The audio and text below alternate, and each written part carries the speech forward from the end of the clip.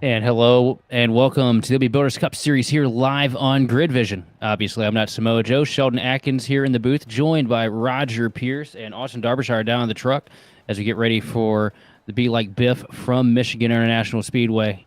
2 miles, not a whole lot of banking, all the lanes to work with that you could possibly choose from here. Roger, tell me as we get ready to get the Google Earth track map of the facility here in the Irish Hills, how do you feel about this place? Man, this is one of my favorite racetracks, right? It's got 8 lanes you can fit cars with, not comfortably, but you can do it. And just the racing, it just is exciting. You can either have a draft train or you can break the draft and have to do some tire management along the way.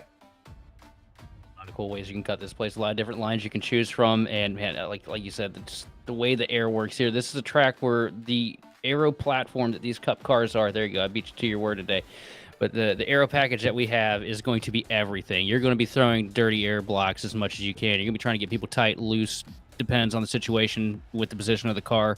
So many different ways you can cut this place. But as we get a look at last week's race results from the Black Acid Apparel 270, it was Michael Conti pretty much waxing the field from Nashville Superspeedway. Adam Benefield came home at second place, with Maverick Davis coming home third, Justin Levine fourth, and Evan C. rounding up the top five. Randy Mullins had the Team Birdie fastest lap as we get a look at the previous season standings. Sorry, here we go. Here we are looking at the current league standings. What really matters here tonight, that Conklin guy, I don't know anything about him. What about you, Roger? But up at the top of the board right now, Paul Hill has been running a consistent season, a breakout year for the 26 at Dent Slayer Toyota Camry. Passalacqua holding on to second place like he did much last year, with Justin Levine rounding out the podium, followed by PB Henry and Evan C. And it is a tie right now for fourth place between PB and Evan. So the CFM car is really duking it out here as we get into the later months of the season.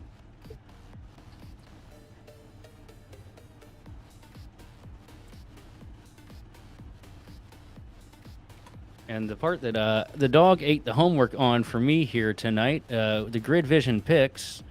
Well, who do you got on deck here, Roger? Because I think we're probably going to pick the same one tonight. As we see Austin Derbyshire down the production truck goes with Kenny Powell. Roger, who you got your ass set on?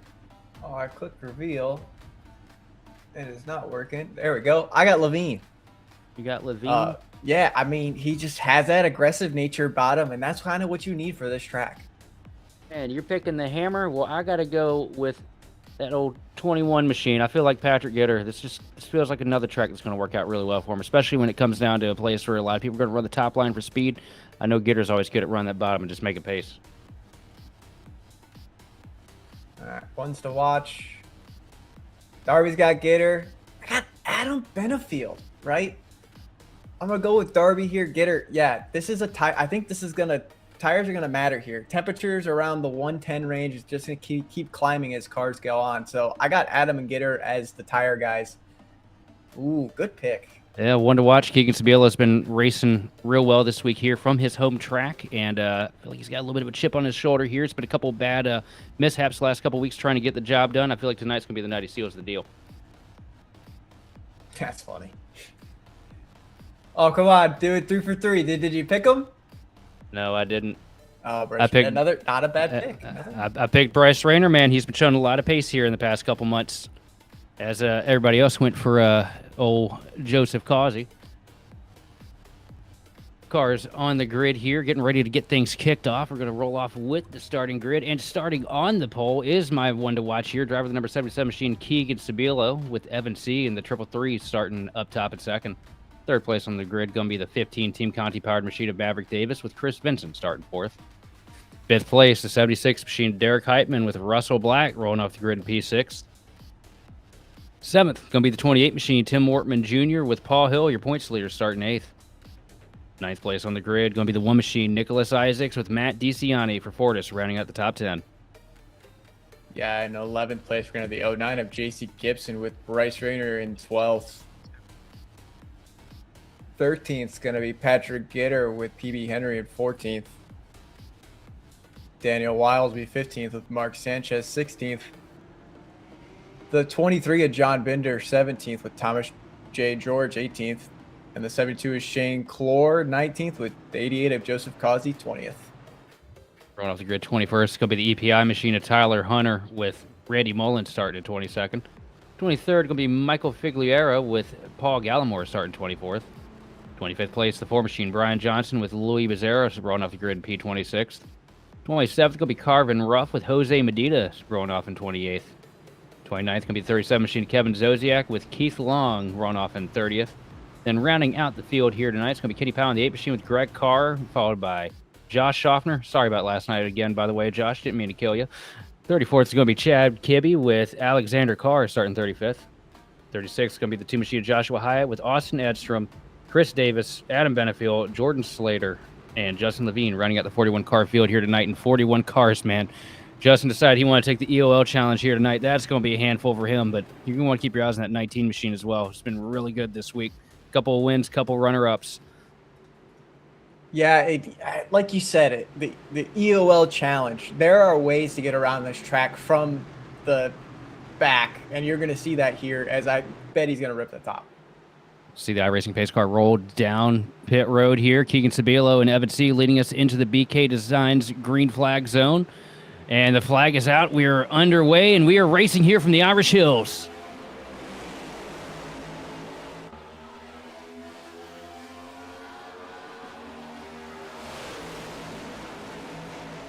Maverick Davis giving a good shove to the back of the 77 machine to push him down into 1 and 2. A little bit of off-center 3 wide. Maverick now stuck in the middle. Here comes the 33 of Chris Vincent to the top. Working the bottom is the 76 of Heitman. Door-to-door 3 wide down the back stretch. Keegan tried to break the draft up there at the front, but here comes Evan C. up to the back bumper into 3. Yeah, and you already see we're spacing out. All lanes are viable here in the Irish Hills, and a little bit of door tap between 33 and Derek Heitman as you see the draft coming into play. Trying to make hay with it. Already apologies. Cars are going up the racetrack because how tight it is. Look at the 64 machine. Russell Black making big moves on the outside. Also, new paint scheme from Russell Black this week. My daughter would be a massive fan. Baby Shark on the hood of that Chevrolet as he works around the outside line trying to get past the 76 of Heitman. And do. And this is what this is, right? This is a very draft-dependent track, and you can make big moves. As the 15 takes it 3 wide, clears Heitman, clears Black, gonna go on the bottom lane here. Gonna get a really good run. I think he's gonna come up. Yep. Maybe shoot the top, go middle. He's gonna stay up top, and that's kind of how this works here. It's very grooved. There's so many grooves you can use, but you don't want to overuse the right rear tire. Vincent got real tight there on the bottom, trying to get past the 15 of Maverick Davis. Had to pedal it a little bit there coming out of turn 2. Big check up there for the Team Watson-powered Chevrolet. Now going back to the inside lane here as he tries to get under the 15 of Maverick Davis here. But here comes the 76 machine of Heitman trying to squirt the middle, and it looks like he's going to make it work here. Great momentum for the 76 as he brings that Heartbeat of America Chevrolet to the front while Keegan's just having fits right now with Evan. Yeah, and Evan is...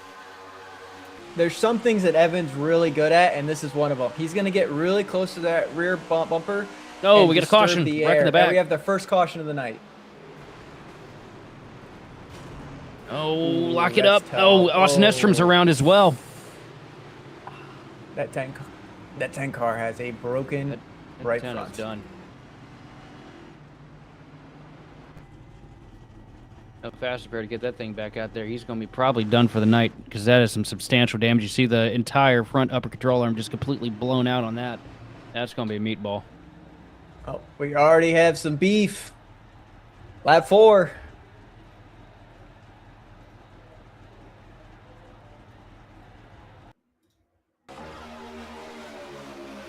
We get a look at what happened to the 10 machine of Michael Vigliera here.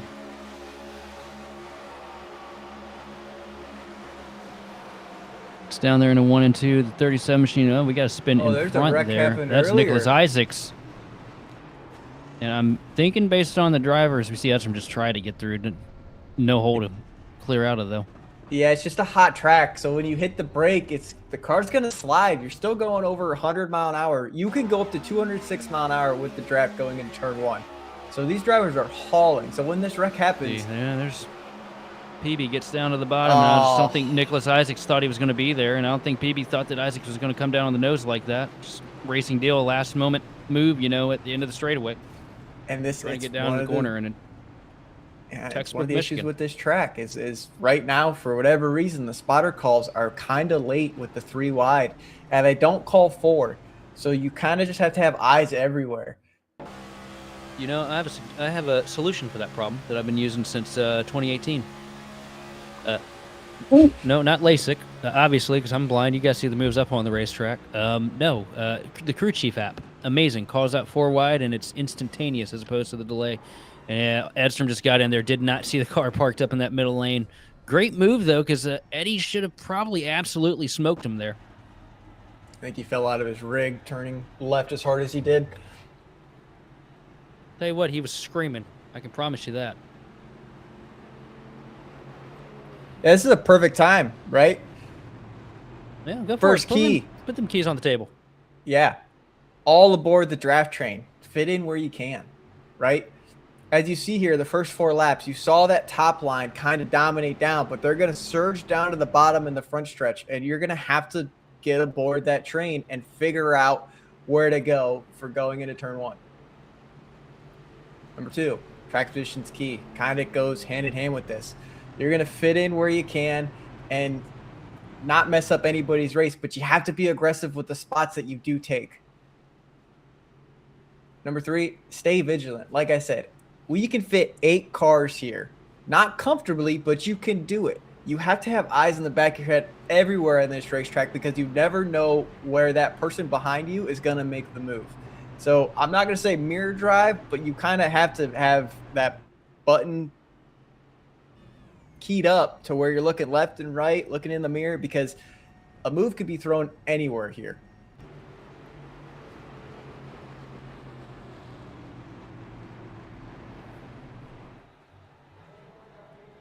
Just such a fun track to be at, man. So, Roger, I don't know if we keyed in on it here in the booth, but how did last night go for you last night in NIS?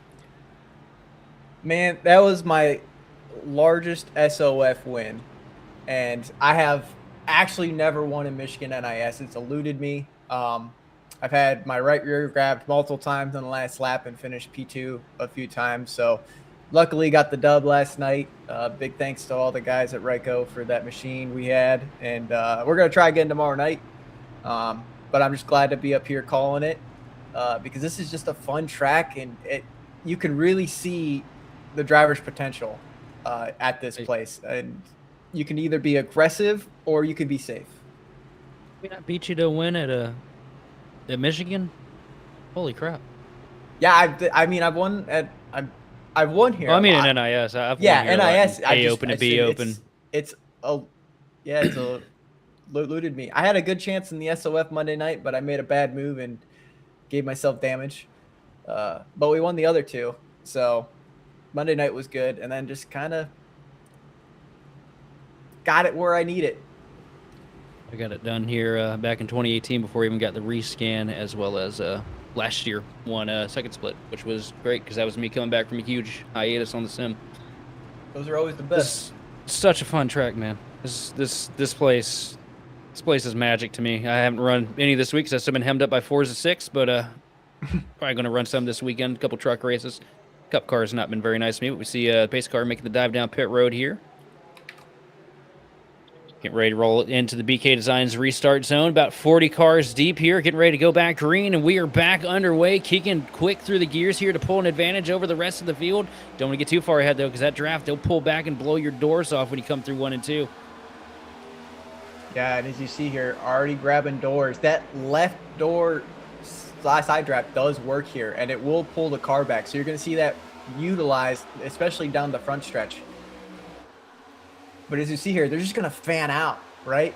You kind of have to get where you can, and you see the top 5, top 6 kind of single file out until we get to the corner, and then they're going to figure out what lane to run. The seams work, the bottom works, the top Here works. Comes Gitter. It's so interesting. Yeah, Gitter is going to be Gitter, great move. Great move there through 3 and 4. Got a lot of grip wrapping the paint. Going to pick off a 2-for-1 special here if the draft doesn't hold him back too much. He tries to get past the 26 machine of Paul Hill. Going to send it deep down into turn 1. Not enough grip, though. You see the back of the car dancing around a little bit. Has to keep it down there. Keeping it pegged down on the inside lane. Here comes the 60 machine trying to thread in, or sorry, the 09 of J.C. Gibson. Not going to be able to get to the quarter panel, though. Has to fall back in line behind Gitter. That inside lane going to start to struggle a little bit here. No car to pull off of. You see Thomas George trying to wrap the top to get past the 21.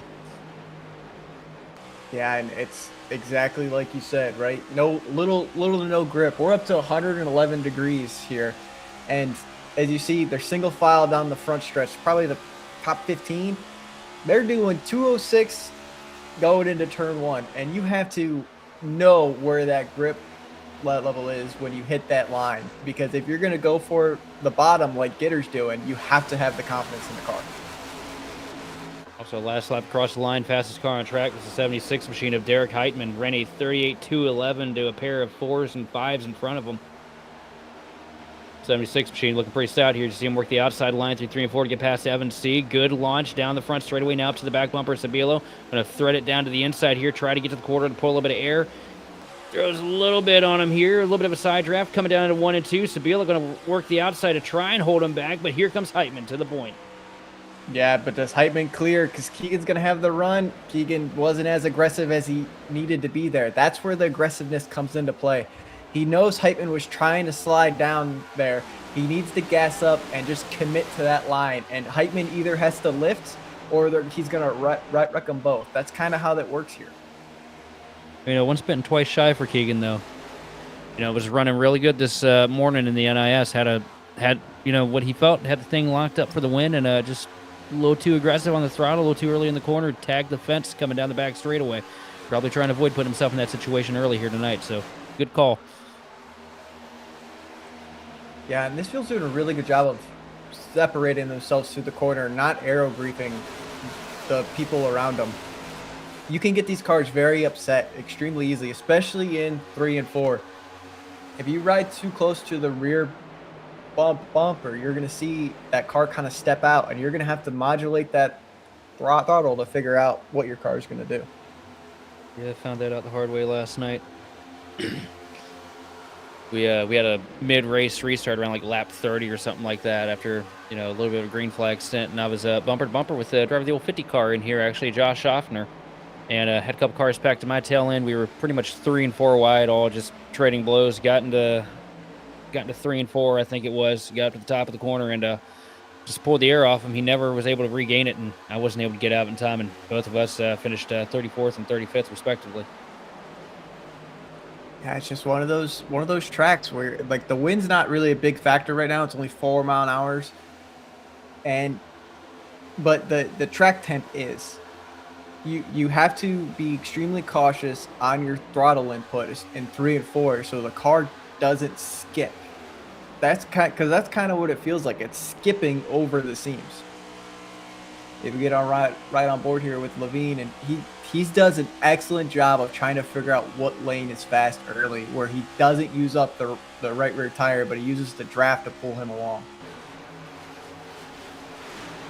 Yeah, Levine, remember, starting this race off in 41st.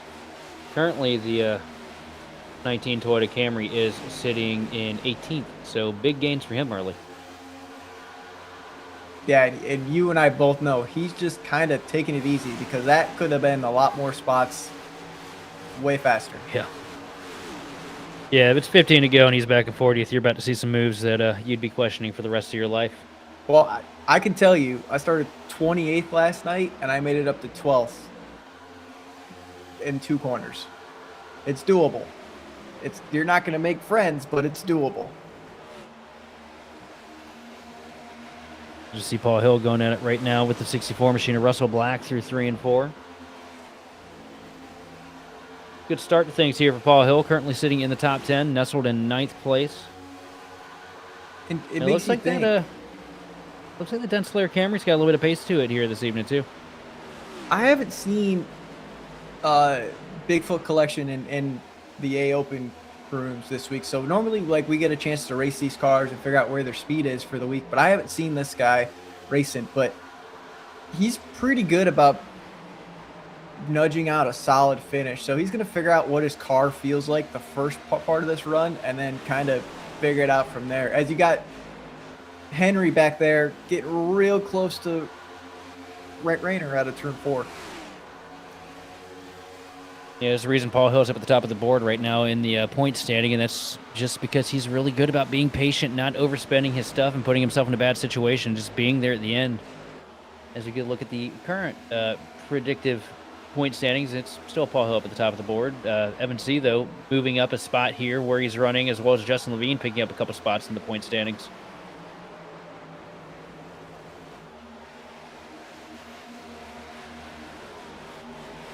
Look at PB Henry thread in the middle here. And a PB Henry, that's one that we haven't talked about here tonight, but with the CFM power underneath that Chevrolet and just, you know, PB Henry doing what PB Henry does, that's another driver that I would keep my eyes on here tonight, because when it comes to a track like this where you can be really aggressive and make some crazy moves work out for you, you know, I think of PB.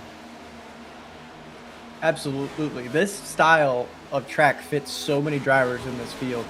And it's not a bad thing. Let me point that out first. You have to be aggressive to be Justin Bullet. Yeah, you have to be aggressive to have success here. Justin's throwing the slider. Oh, he has to lift. Tyler Hutter is thanking the stars that he lifted. And I promise you, Justin's probably cussing right now too.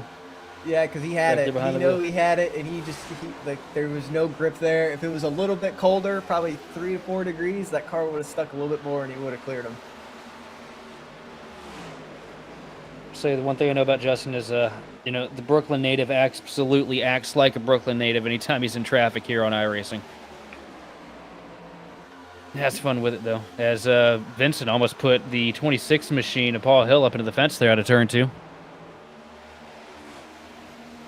Yeah, that 33 doesn't look fantastic through the corner. You see the nose kind of wiggle there. He's got speed, right? But it does not look stable.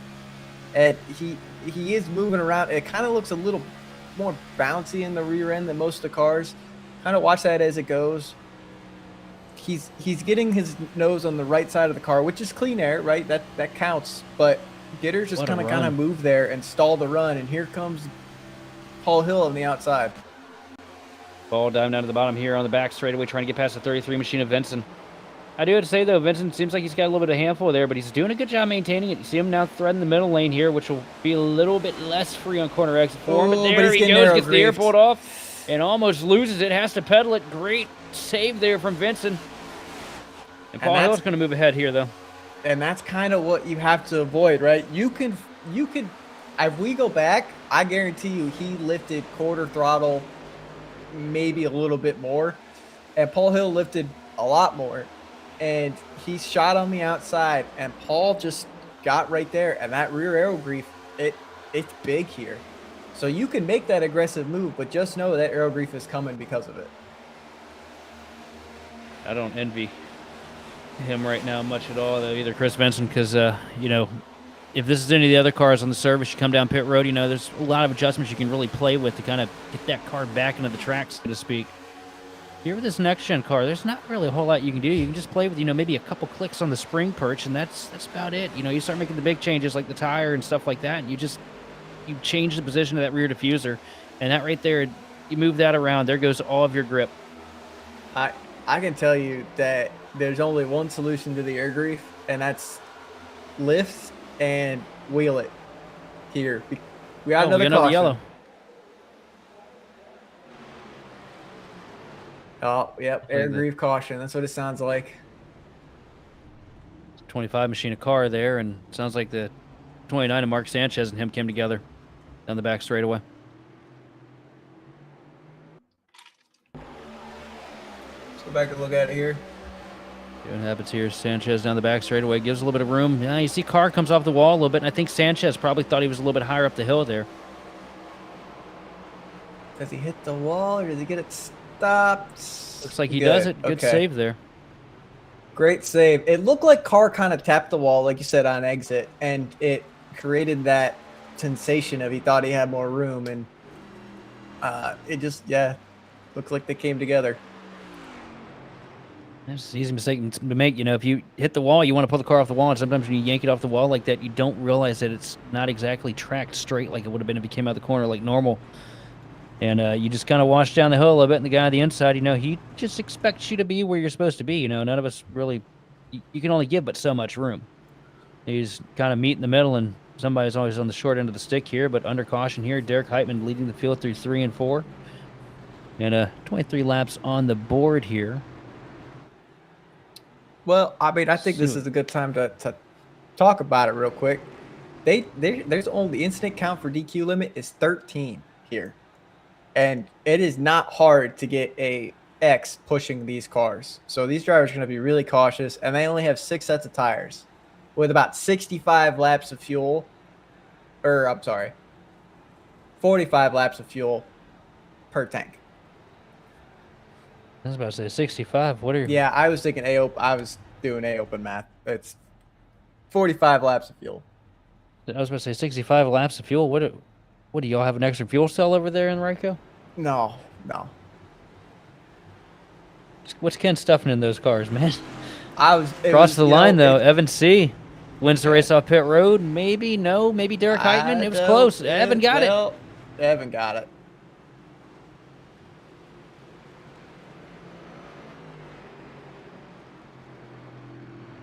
Oh no. Oh, that's a penalty. Did he get speeding? Is that Randy Mullins? No, Randy Mullins had to go onto the track. Oh no. Leaving pit road. Oh no, I don't think that. Who's the 4 car? That looks like Ryan Johnson. Ryan Johnson. Is that a 4 car? Guys, I'm sorry. I'm blind.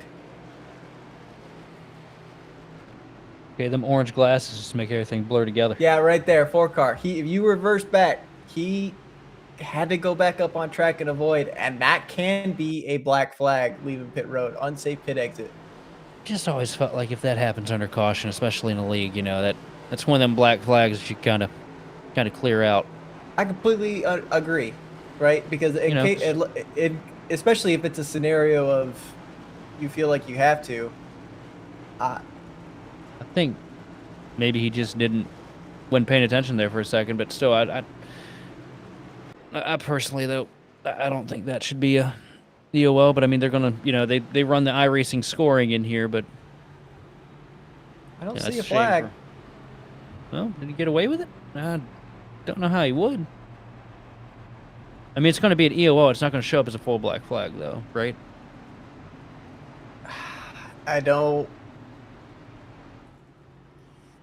know what they changed it to, because they have changed a lot of pit road stuff. Brian Johnson chose to come back down pit road there to top off, so I'm pretty sure that was an EOL for the 4 machine. So, rough break, but hey, maybe the fuel strategy might, that little extra, 16th? Maybe that'll help him a little bit. I don't know if you've paid attention to this or not, but we got 2 really big movers through the field, and that's the 19 car and the 83 car and the 22. I mean, there's a lot of people that were in the back that are now up front. Yeah, let me pretend to be shocked when I look at the names that you just listed. I mean, I'm surprised Adam. Adam normally takes his good old sweet time working his way up through the field. He was working his sweet time, taking his sweet time. Justin passed him.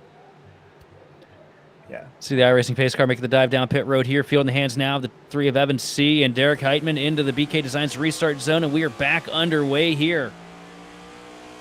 Evan gets a good launch. Derek Heitman going to tuck down in between him and Keegan Sabilo. Now Heitman going to track up to the top of the track here to try and get the arc into 1 and 2 as Maverick Davis goes at it with Sabilo on the outside here through 1 and 2.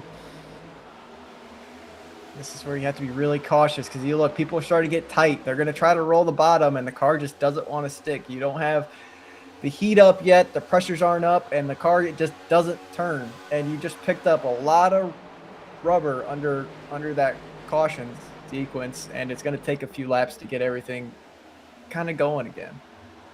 I'm not surprised nobody's scrubbing tires to kind of get those marbles off. So we got 1 car around sideways on the front straightaway. The 09 JC Gibson. That's a rough one.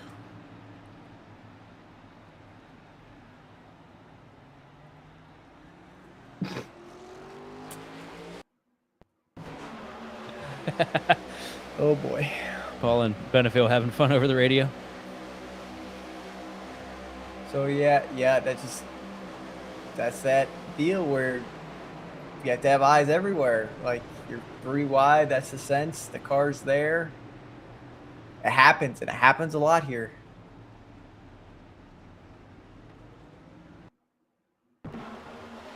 Another racing deal. Rough break for JC Gibson, though. And shoots the outside. See They're Gallimore, all he's got a getting little bit of dirty tight. air being thrown at him too there from Zodiac. Can we go a little bit higher view? Did the '09 come down off the wall, or was he on the wall? Because I mean that, not saying that matters, right? But I is think it he had I when think he had the smallest gap there, but yeah, I that's wouldn't. kind of just one of those things where you expect drivers to kind of ride. If they're going to ride the fence, they're going to ride the fence, right? And so here you go shooting the You, outside. you gotta figure too though, getting right up on the wall like that though is, you sometimes you feel like you're closer to that wall than you actually are. That might be what happened there with the '09 to Jay Gibson because it wasn't really a whole lot of distance between him and the outside wall, maybe a quarter of a No, I car mean, width yeah, there. that just looks like a really tough racing incident that is And just common that's here.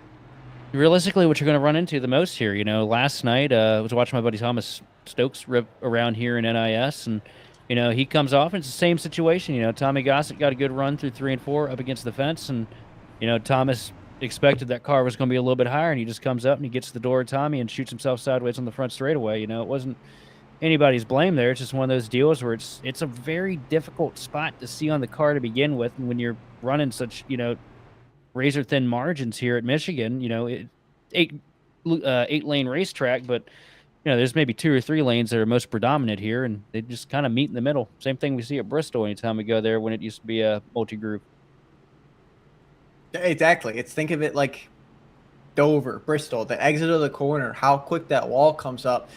I'm not saying like the wall does come up quick, right? But when you have that draft and the cars are being pulled, it comes up quick, right? I mean, you're Yeah, we can. hauling here. You're doing 185 into the corners, and then you're at 190 quick, right? And you're moving, and there's a lot going on around you. There's a lot of wheel going on. There's a lot of just everything, And and it's one of those things too, especially with this next gen car too, right? Like the Gen 6 car, it felt like you'd see everything.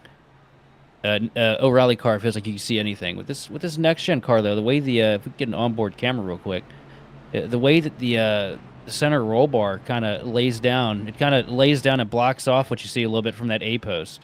It makes it very easy to kind of have just like it's a little bit of a blind spot. Like it's not a whole lot, but sometimes you just don't think about it. You can't really see what exactly is happening entirely on the right front. yeah, exactly. Like I have triples, right? And I can't tell you how many times, especially at this track, I'm looking right, exiting the corner, and looking at my far right screen instead of my center screen because you have this narrow window, and the A pillar bar, like you said, that bar is just kind of cutting right through it. And then if you're in, depending on what kind of seat you have for your rig or whatever you kind of have, that all blocks the vision, right? So if you don't have that, there's a toggle you can map in iRacing, but you can look left, right, up, and down, and that does help. Even if you have triples, single, whatever, ultra wide, it helps because it just helps you get that extra step of eyes everywhere. Yeah, that toggle for me though, that always disorients the hell out of me because it's such a quick hard pan. I don't use it, right? But like I said, Yeah. I have my stuff set up to I- where I can see left, right, everything. So If you want to find a way to get nauseous real quick, use the look right when you're at Bristol or Dover. And yeah, I promise you, even if you don't get motion sickness, you'll be looking for the paper bag down the straightaway after you do that. Field in the hands here now of Derek Heitman and Evan C. as they come to the BK Designs restart zone. We are back underway here. Great launch for the 76 Chevrolet here on the bottom. Going to get a couple car links in between him and the rest of the field as they come down into 1 and 2. Side by side right now for second place between Evan C. and Keegan Sabilo. yeah, and Down just to the bottom. Evan run him tight, no giving him room. Look at that. Did you see the amount of marbles flying off those cars there through 1 and 2 there? Yeah, the rubber pickup is real. And I think we had an incident a little further back. Am I crazy or is there? I gotta look at something real quick. Hold on, before I. You are speak up. crazy. We do that. Oh well, yeah, already. that too. But hold on. Maverick Davis is moving up into third place now. The 21 machine trying to get past Keegan Sabila, but another wreck further in the back. Huge stack up couple cars around the 8 machine. Kenny Powell backed up against the fence here in the tri-oval. That was what I was gonna ask. Kenny Powell. I did not participate in this league last week. Was he here last week? Was he see? I Yes, know he was. New First edition. start of the Okay. season. Yep. Previous owner of ISCA making his appearance here in the LB Butters Cup Series. Good to have him on board too. Unfortunate that beautiful Kyle Busch paint scheme is completely done and dusted here. That one, not of his own doing.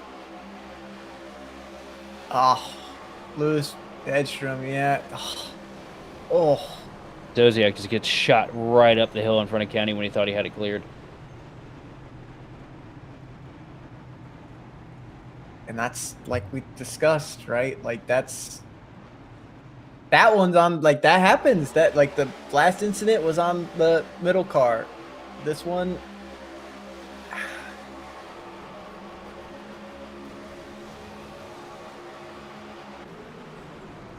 I don't know. I have to watch it. Right now it looks like Edstrom, but if they move down, if that 12 car moves down, then it's another thing. Benefield in it too.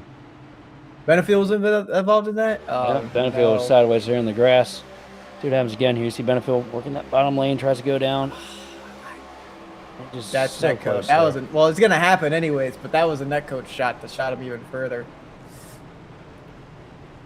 My main concern right now is that Benefield may have dropped his can of dip there when that happened.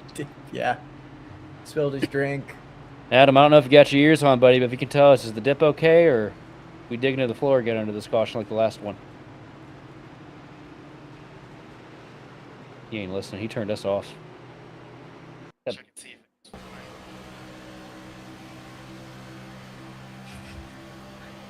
Here with Adam. Rough break here. Nothing you can do. Can't even anticipate. It's the same thing as heavy contact with the left side wall, That's too. the left side. But, you know, if he didn't bend the toe link, you know, you can fix that here on pit road. The way we're getting cautions right now, Oh, nope. He's Adam said, screw you guys, I'm going home. Rough break there for the 83. Yeah, that sucks. His run's so good, too. Well, Mr. Producer Man, if we could, can we go back and see that 12 and 80 in the... Oh, I already forgot what car Austin number is. The producer just said no. Yeah, producer said no. I just kind of want to see, like, if they met in the middle or 9 minutes. Oh, that left side damage is rough, man. So here we go. So from that view, it looks like the 12 came down.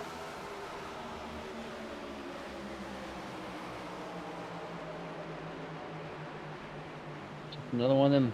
Unfortunately, I hate to say it, though. That's just another one of those racing deals, though. It is. It's just kind of the stuff you run into here at Michigan. And you can. He did crowd him a lot there, though. From that angle, you can kind of see, just kind of weave down, maybe just trying to pull the side draft and misjudged it. It's super nice though with this track because the seams tell all the stories, right? Like you can really look at a racing incident or a crash and figure out car position by the seam location and see if the left side is or what it is.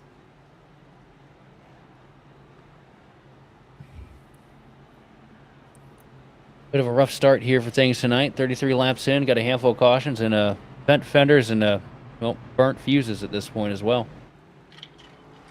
Yeah, we have 100 laps to go. Absolutely. These guys will rein it in, though. They always do. It's just kind of one of those. It's one of those tracks. It's just this is one of those places. It could be really good, or it could be.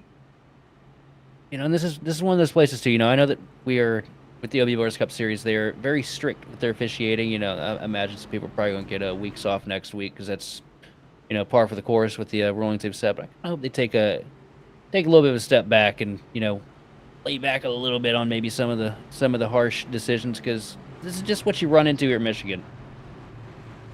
And where are we at? Pocono? Yeah, we're at Pocono next week. Next week, pull the ruler out and smack them across the wrist because if we end up doing like we do anytime we cover Pocono and do 150 laps of caution, I might cry. And listen, Pocono is one of those, and you're well aware. Darby's well aware. You could either have that big old crash into turn one, or it could go green.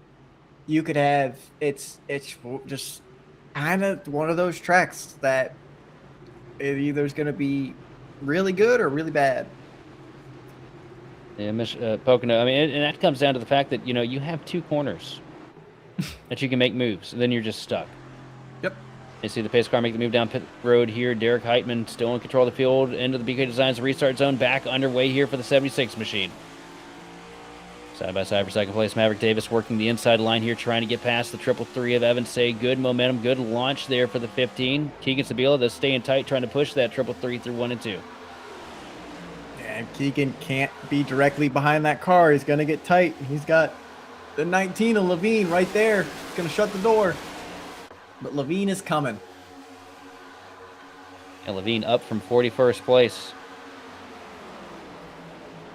The outside and line I know now. he's your buddy, but he is not here. Jesus. Oh, Evan. Keegan tags the wall there. A little bit of contact between him and Evan C. Evan Fortunate came for over and Sabilo. said, didn't know he was there. Look at the line Levine's running here, making sure that he stays in that clean air as well to get the most drive off. Just sends it kind of a late diamond there all the way up to the fence and gets a great launch down the back straightaway. He is so fun to work with here when you're trying to get to the front because he just has that vision that you kind of need for this place. And to get the clean air, to run where you need to run, but not overheat the right rear while doing it. Absolutely. As you see the 21 machine of Patrick Gitter work on the inside line here. Losing the draft, though. Going to lose a couple spots. Here comes Levine around the top line into 1 and 2. To run the pack, Derek Heitman with a 0.5 of a second advantage over Maverick Davis. Here comes Levine up to the back bumper. Sabilo crosses over underneath now. Tries to get to the left rear quarter panel. Gives the run to the 77, though. Yeah, a little further back. Tyler Hunter had to lift. He got really close to Causey. He lifted big time, and that's what that does. He lost 3 spots with just that little bit of a crack.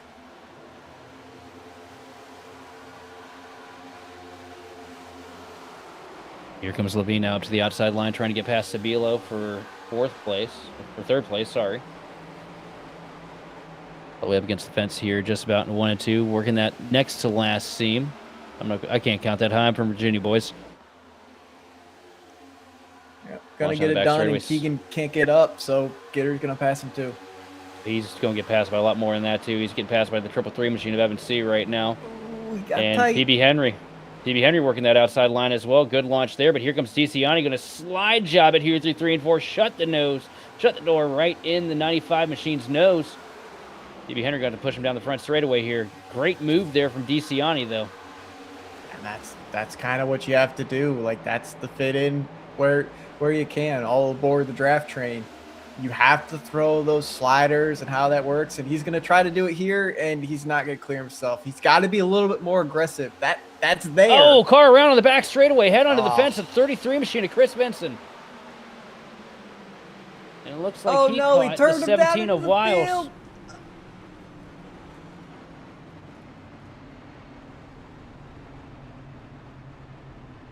Oh, brother.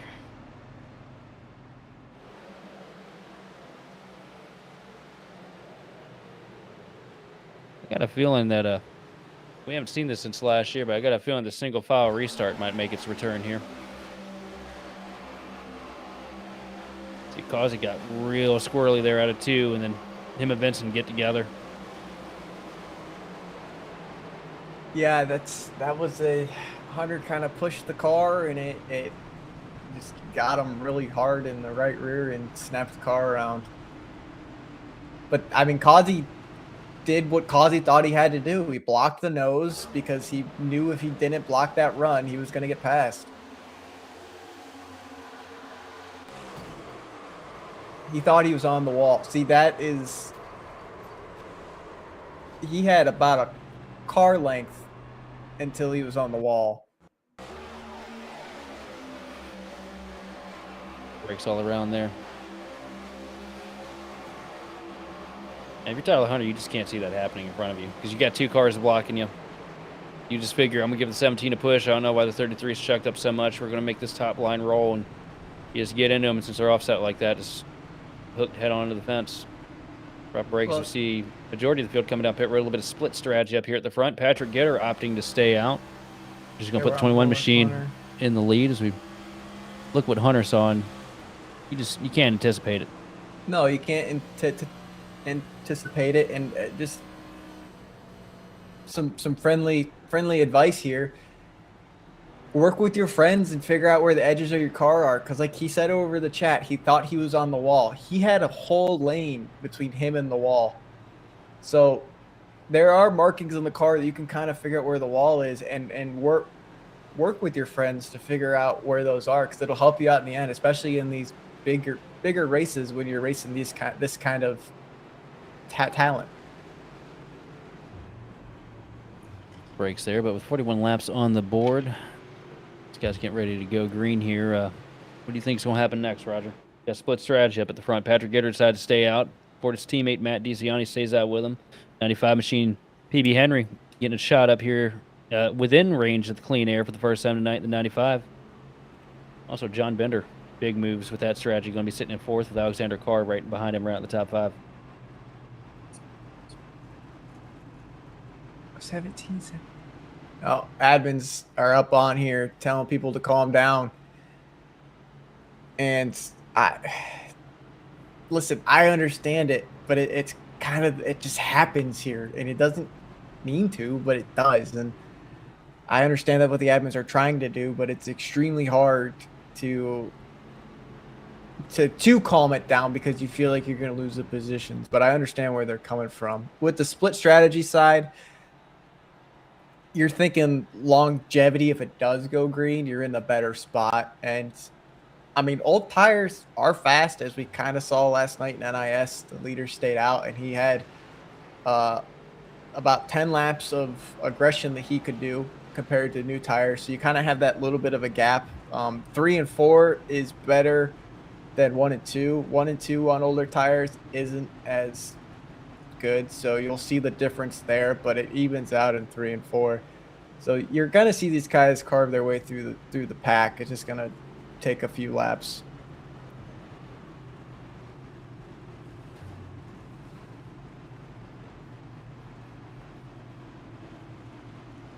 Do we see it calm down?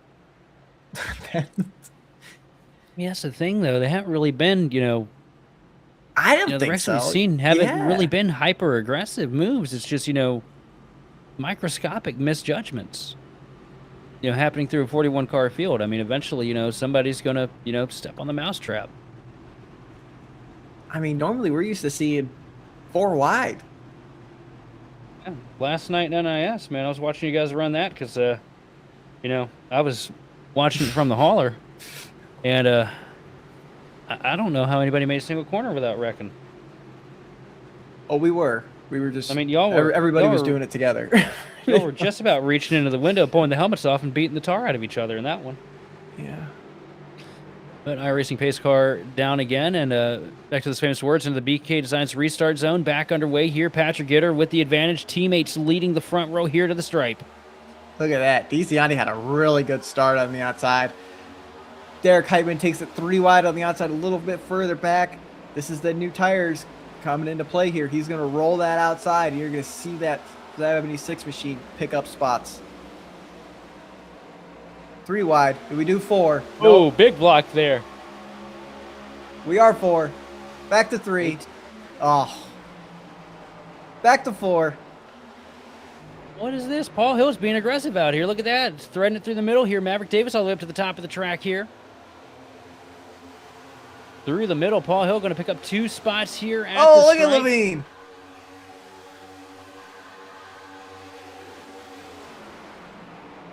Down to 1 and 2. The battle for second place starting to heat up, though. PB Henry down to the inside of DeCiani. DeCiani working that first seam, trying to get the momentum. DeCiani gets a good launch out of 1 and 2.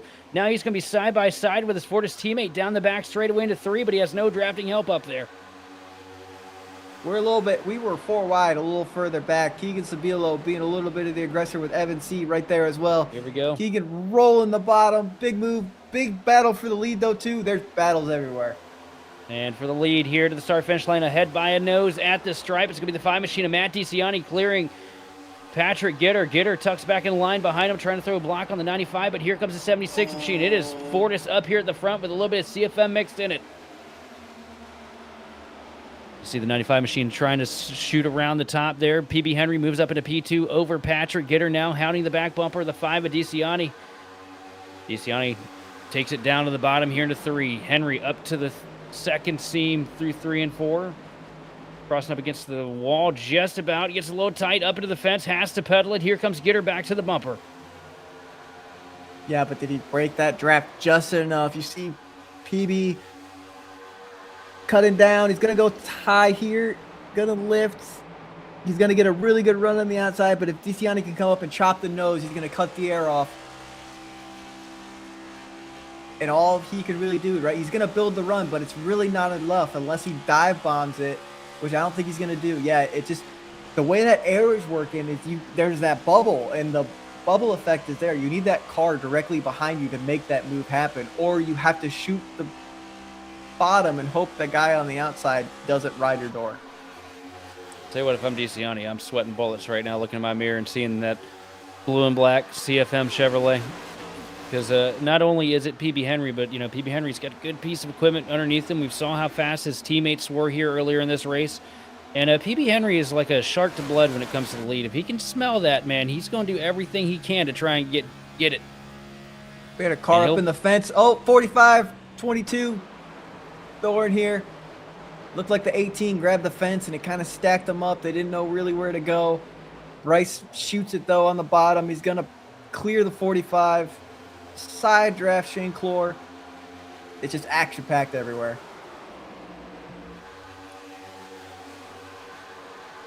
See side by side right now, Bryce Rayner trying to make the pass here on Shane Clore down to 1 and 2. Been a good night for Rayner. Picked up a bunch of spots early here. He's shown a lot of pace in the 22 Chevrolets. He's going to get the pass made on the 72 machine here down the back straightaway. Right there, that's why, you know, he was my underdog pick here tonight. Yeah, but I'm looking a little bit, a couple cars back. Evan C., right? His car in dirty air is not doing as well as it was in clean air. He's going to work his way through the field. You're going to see that happen. But he's struggling trying to figure out the rotation in that car behind all these other cars. I'll tell you one thing. With Evan, he may be struggling with it earlier, but he'll figure it out when it matters the most. As a very adaptive driver, as we see Joseph Causey now crossing up to the top 10 threshold with a pass on the 4 machine of Brian Johnson. Right there behind Keegan Sabila. I'm probably yelling out the window, it's time for push-ups. Listen, I had lined up next to Levine and Causey last night, and I could tell you that I don't race Causey a whole lot, but I've obviously watched him race in this league, and I knew what was about to happen, and that's what terrified me. You don't mean tell me Causey was racing you hard, do you? I mean, we raced each other hard, but that's kind of how you have to go. But I mean, I expected it. The thing about working around, as we see the battle for second starting to heat up right now, though, we'll get back to that in a second. As Derek Heitman has moved over into second place. PB Henry now falling into the clutches here of Justin Levine. Levine taking a look to the bottom. Oh, and Henry tries to block it. Levine doesn't lift, almost sends the 95 around. But now Levine's got the top and the momentum through 3 and 4. Oh, and Henry's going to hit him. He hits him once, hits him twice, down to the grass for PB.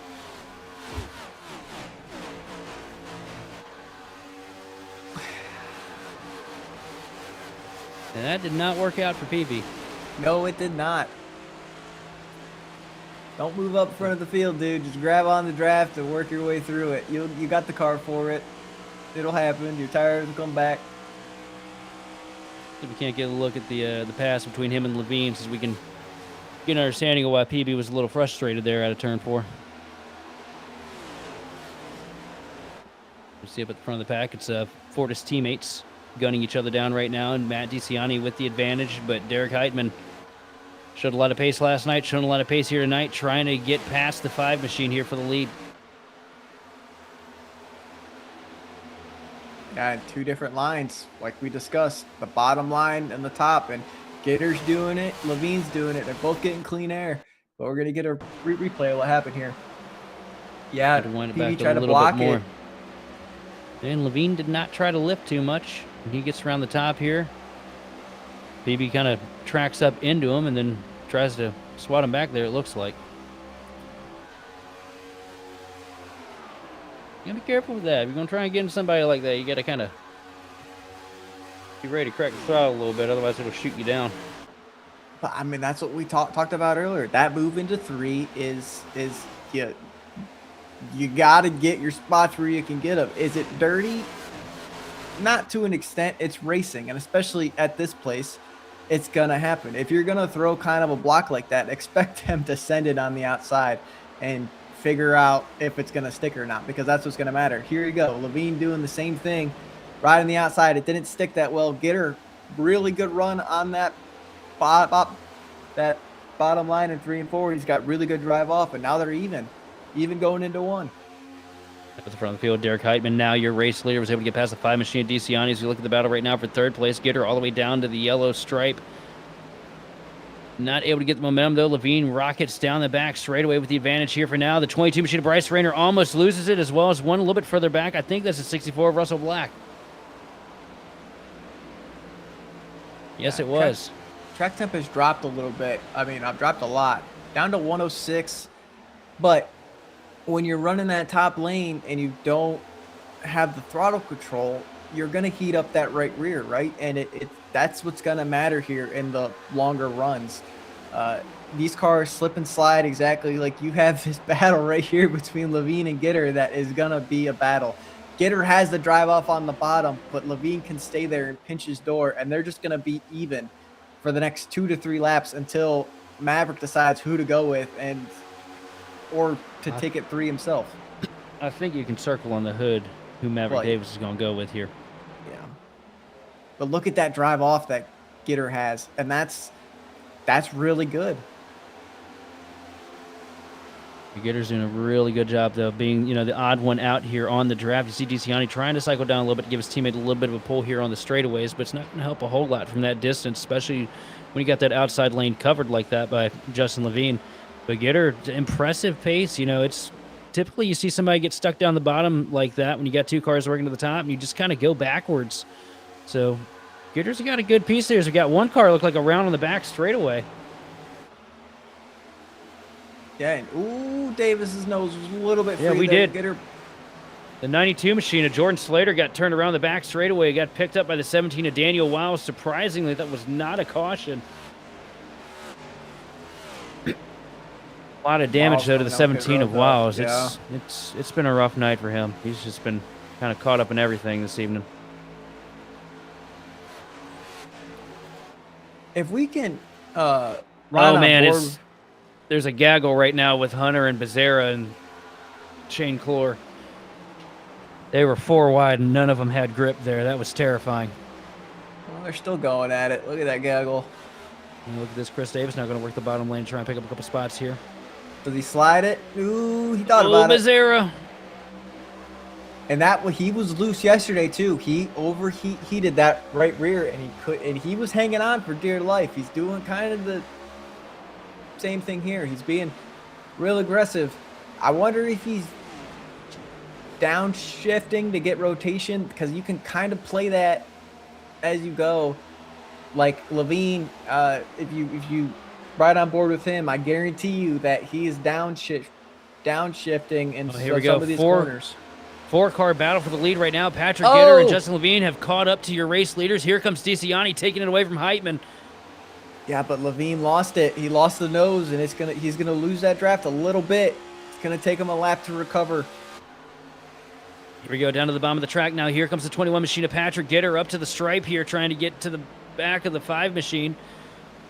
Side by side, Derek Heitman starting to fade a little bit here, it looks like. Going to be dead heat down the back stretch. You see DeCiani decides, you know what? Nah, teammates are not. I'm not picking sides here. Y'all can figure it out.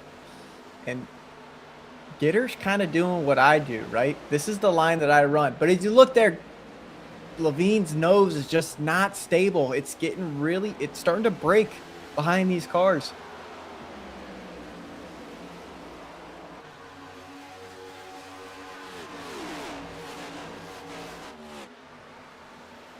Down at the bottom, Gitter still trying to get past Heitman. All the way up against the fence here through 1 and 2. Justin Levine trying to get the momentum to charge down the back straightaway to make something happen here.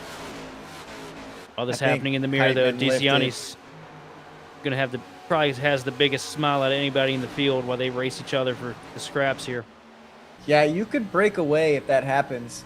and he's in 5th gear. But if you go a little bit further back, I guarantee you some of these guys are shifting. We're so far along in the run that they're trying to just get that extra rotation to do these battles with.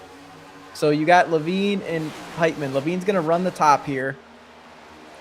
Cut down. Heitman's going to slide because he has no grip on the bottom. He's going to cut the air. And now it's going to be a decision of what do I do here? He's going to shoot the outside, grab it, and I guarantee you right here, he's going to downshift to 4th, pin it, and clear him. Or try to. And Derek's going to do the same thing. Yep. Heitman's crowding him there. How that goes. And here's a question for you, Roger. How many years has it been since we've seen the wall work at Michigan? Truly. Well, I'm not going to say it depends because it has worked previous years, but it works in sequences. It doesn't work every lap. It'll work for 5 the laps, back straightaway, and it'll one work car. for 3 laps. The 72 machine, Shane Clore, losing it down the back straightaway out of 2.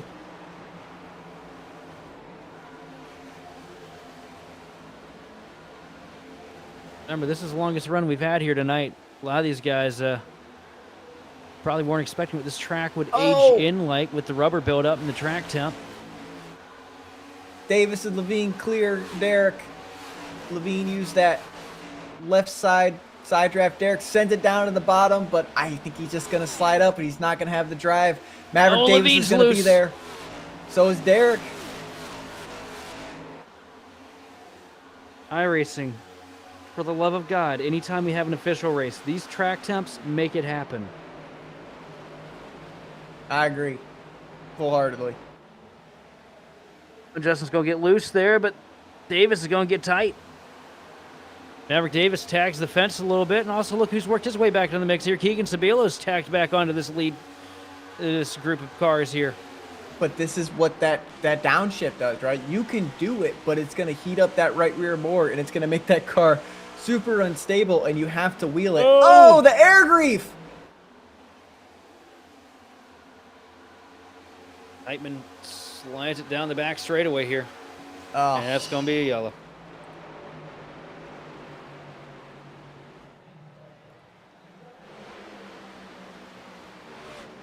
And that's rear air grief, folks. That's what happens. Yeah, I got to see that one in real time. Heitman just kind of tracked up there in front of Keegan. Round he goes, locks it up.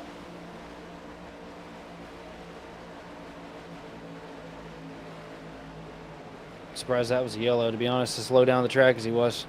Slow down on the track he was, and This is I mean, one of those places where everybody complained about not getting caution. So iRacing said, okay, and they made the apron part of the grouping for that. and look right here. Right there, he's already loose. Yeah, Heitman's moving up. He's just tracking, right? Like he was on the bottom. Keegan had that middle line just rolling, and he kind of moved a little bit down, but not as much as Heitman moved up. I mean, that's what happens here. He keeps it in It's 5th down there. gear. Tries to send it in there. Yep, Big and look at pass, EA, he's just loose. Because not only is he getting the aero grief on the corner exit, but he's also coming up off of the. It's progressive banking here, and it's kind of like New Hampshire's, where one lane's just flatter than the other. And that bottom lane there, it's next to no apron. You kind of come up across that seam, and sometimes if you catch it the wrong way, which what you saw there, he'd start to get loose from the cross up of the seam. And Sabile on the back bumper was just the final nail in the coffin. But with 65 laps on the board, just at halfway, we're going to send a couple quick words from our sponsors, and we'll be back to bring you more of the racing action here on the grid.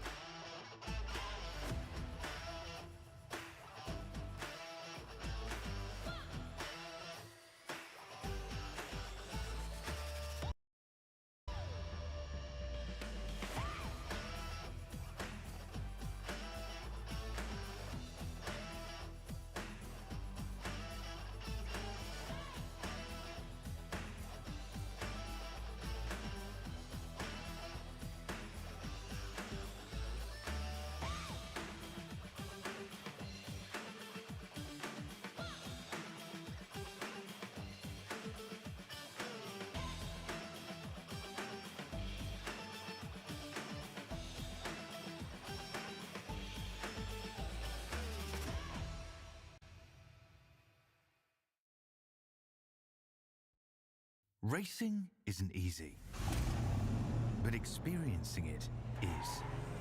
iRacing puts you in the driver's seat with the industry's leading sim racing game. Drive on laser scan replicas of the greatest racing circuits from around the world. Go head to head against. And welcome back to the W Builders Cup Series here. Working caution here just past halfway. Patrick Gitter, your race leader right now, with Matt DiCiani up top. Keegan Sabila is going to roll off the grid here in third, with Maverick Davis in fourth, and Paul Hill running out the top five. Been an action-packed one here so far tonight. A bit of a miss there for Justin Levine. Missed the pit box on that pit stop there, so lost a couple of spots. But the pace car making the dive down pit road.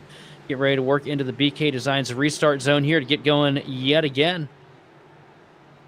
Pair of Fortis teammates leading us to the green. The green flag is out. We are back underway here from Michigan. And Keegan was just a little timid there on the restart. Didn't give he's putting him on the dash here. Oh, little door. Matt's not giving him much room.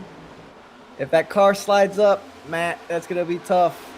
Oh, and it does. They just about touched there. Sabilo tracks it down the hill a little bit to avoid getting into the side of the 5 machine. Now going back up for the side drift down the back straightaway. The draft train's coming along behind him. Oh. Keegan washes up a little bit in the dirty air there.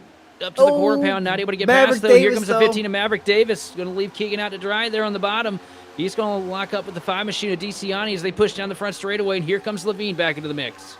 Yeah, like right there, Keegan had that slight chance to be clear. Levine's got big check up for Maverick. It's going to cause up Causey. It's going to stack up everybody behind him. Keegan, once you hear clear, you got to get in now. There you go. And also, how about the paint scheme on Causey's car here tonight? I love it. I mean, as a tribute to Kyle Busch's first ever win at Joe Gibbs Racing, 2009 Atlanta. Snickers paint scheme he ran there. Davis there. Big. Oh, Causey's taking him. Oh, here comes Causey. Oh, man, look at this. That's the and problem. Levine's going to cut right the nose there. off of Causey. And Causey's going to go up. Yep, has to lift. And that's a Levine. Now Levine's going to block Sabilo. And look at Maverick and Davis. It's real crossed up there. Oh. We've seen that before, haven't we? And Causey just moves up in front of Paul Hill and says, I know what to do here. Yeah, that's about, 4 or 5 of the most aggressive people that you'll see here on iRacing when it comes to these speedways. And it is a log jam behind them right now, too. 3 wide. Maverick Davis fell all the way back to just shy of 10th there. Yeah, MC trying to get back up here and get a little bit of track position, but not able to get the help on the bottom lane. It looked like he kind of had a moment there, and everybody just kind of passed him. I don't know if he grabbed the wall or not. Oh, we have the 14 car is not happy. And how about this right now? 71 laps into the race, sitting here in the top 10. Been a quiet season here. With the 23 machine of John Bender for Team Birdie Racing. Really good run out of him tonight from Michigan. Got to give him his due. It's been a rocky season here, but John Bender's one of those guys that you don't think about him. You don't think about him for the longest time. Then you show up one week and he's just there. He's got it all figured out. And this right now is looking like it might be one of those weeks as he gets a little tight under Sabila, has to pedal it. I spoke too soon. I thought you jinxed him. I really did. All right, John, get in where you fit in. And he doesn't move up in time. He's going to be stuck on the bottom there with the 12 machine. Oh, good drive off, though. He's going to get Evans' door. I can't remember what track it was, but it was last year when I was still covering ISCA, and I watched John Bender start dead last shotgun on the field and drove himself up to a win. Could not tell you what track it was, but he's ripping the fence. Not gonna have the momentum though. Evan, shut the door. Good run by him. Let's watch it. We'll watch him. He's making good moves. It's Causey and Gitter. Oh, Causey! Oh, Gitter comes down. They get a little bit of contact in 3. Gitter chases it. What a save! Wow, 4 wide. And that'll be the skid mark of the race, guys.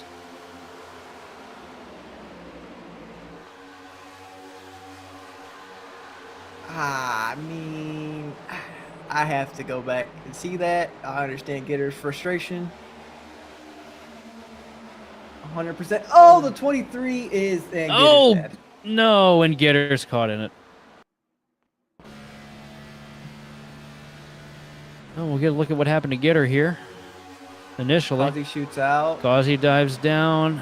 It looks like Kazi I- kind of went up, tracked up a little too high, trying to get in the arc into the corner. Yeah, he shot out, and I think he just rode door to door with him and got him. Uh-oh. Oh, here comes Gitter.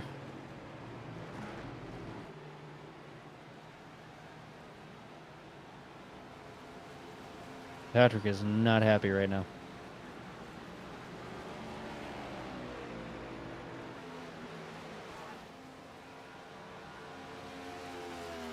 Let's keep our eyes here because I think Gitter might be trying to get back to Kazi. Well, He is flying right now. Let's see, and there's the 88 right in front of this cluster of cars.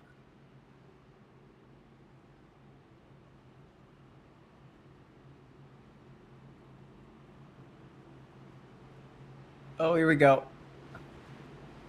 Don't get on the bumper here.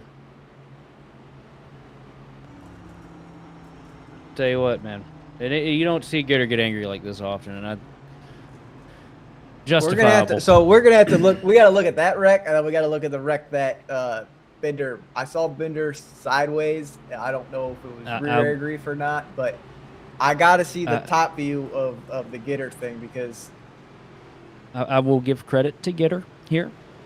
He handled that much better than I did because I would have cussed him out and wrecked him right there. oh, absolutely. And that's a fact. You've been in lobbies where I've done that, Roger.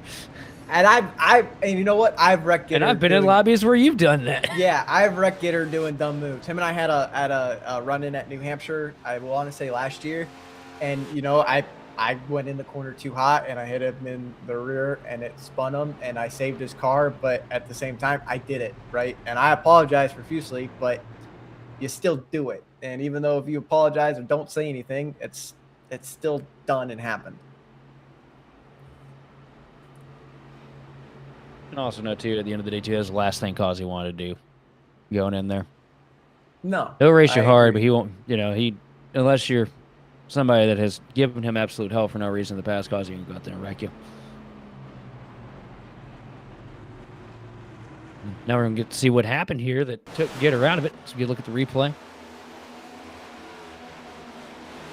Yeah, it's caution. Gitter was just caught him. Yeah, just sideways, you ripping the see. top. Oh man, Bender got loose and just calamity down the back straightaway. Oh my lord, look at the amount of cars involved in that. Kenny Powell goes for a ride again. 74. Chris Davis did a great job getting through that. Tim Wortman Jr. Oh, the upper control arm completely destroyed on the 28 machine. That's going to be behind the wall for him. And he's just ripping the top, right? And it starts to break free on him on exit, and that's comes down, a tough shoots one. into Becerra, PB Henry, nowhere to go. And the rest of these guys, not even really any time to react. They were running 3 and 4 wide, further in the pack. And you're moving there. You're doing 190 plus, so it's not just gonna stop. Rough break.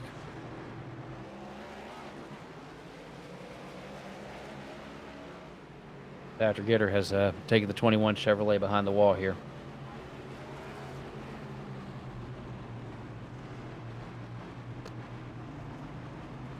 Rough night for Gitter. Had so much pace and so much opportunity here, and looked like this could have been one of those races he could have really gotten his hands on and walked away with, but unfortunately behind the wall here on lap 76.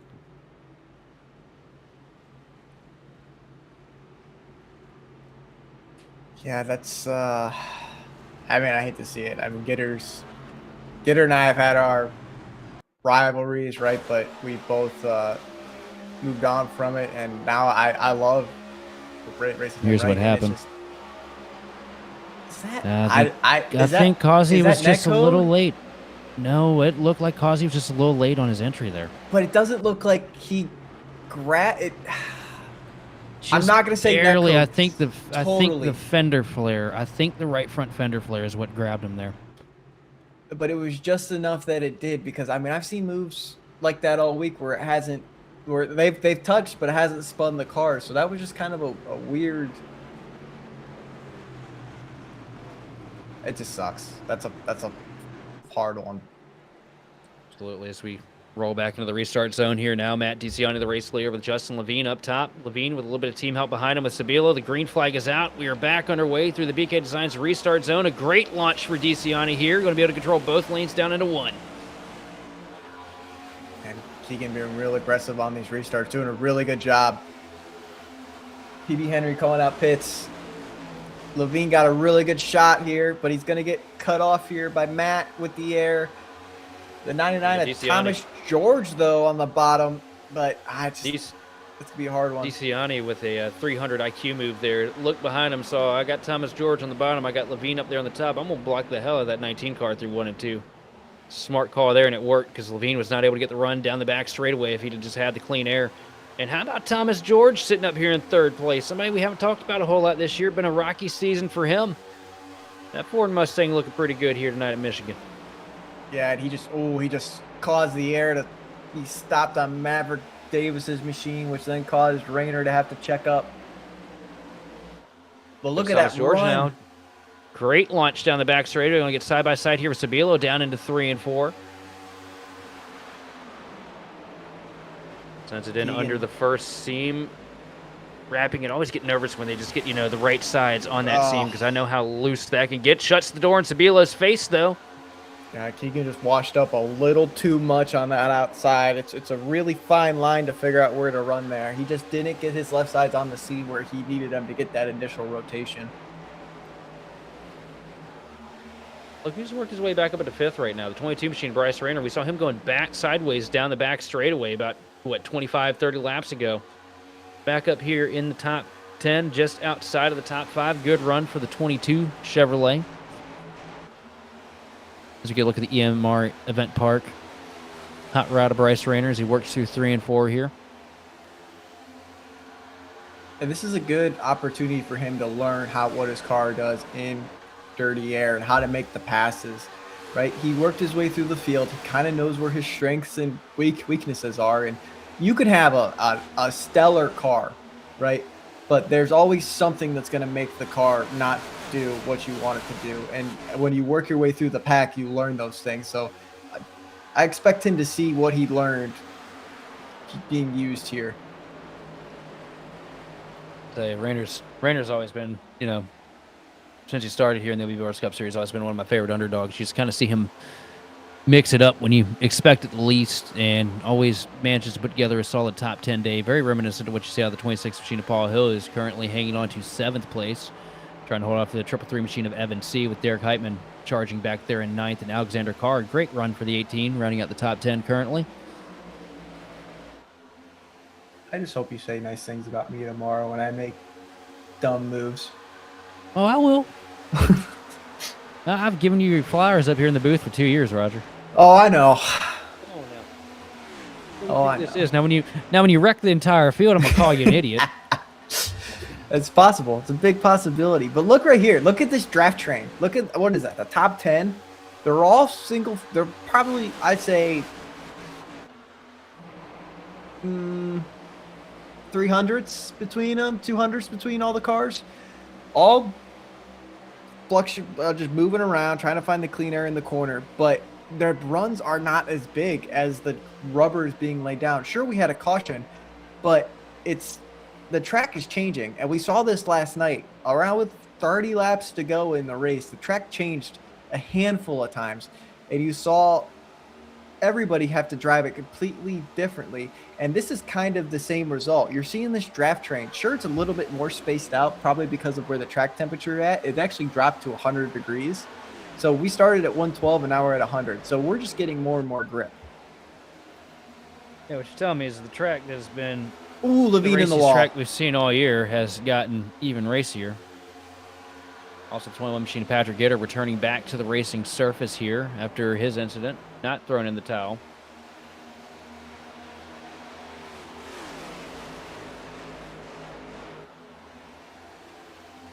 I just expect bigger moves to be made, especially as you see these cars all starting to come together now. We saw that separation. That's kind of gone.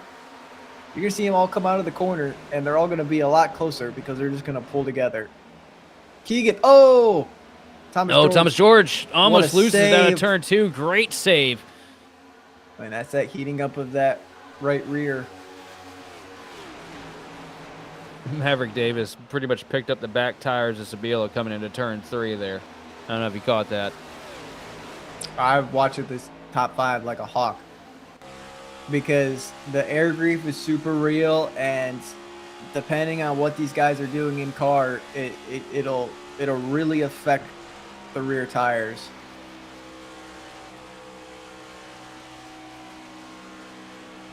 A little bit calmer here than it was earlier. I think everybody got tired of getting together here. I just think it's spacing out because of what the track is doing. Roger, give me a full walk down. What is the track doing right now? We see the sun starting to set a little bit, so everything's the sun's down starting to set. So you're getting this feeling in 3, right? If we can get it on board with either the leader, second place, somebody in the draft behind Dirty Air, you're going to see 2 different things, right? So we're going to look at Matt. Matt's got that RPM down. You see the nose. He's kind of fighting it. He's trying to find the grip level, and all the cars behind him are trying to find clean air and as well as the grip. And as you see him go into 3 and 4, he's going to lift here, paint that yellow, but he's going to figure out if he needs to hold it down longer or let it wash. But as you see, the car just naturally moves up through the corner. Now, when you're the car behind him through this whole sequence, we can go 1 behind him. There we go. Watch Levine. I don't know if he's downshifting or not, but he's going to do clean air. There it is. Downshift. Oh, we got another wreck. Ah, yellow. But he downshifted. He got that nose pointed a little bit lower just to get the clean air and that runoff, right? Oh, that's Schaffner and JC Gibson down there.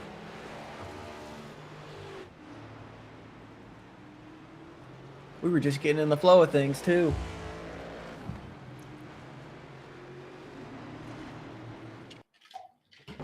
Good look at the replay here, and side by side out at turn 4. Schaffner down to the bottom. JC Gibson up top. And Schaffner just didn't realize that the 09 machine was there. Well, that's not as bad as I thought it was. I thought there was way more contact. Both of those cars are going to be okay. But, yeah, I mean, that's just knowing your surroundings. On board, and this right here kind of gives you a good call back here about that A pillar.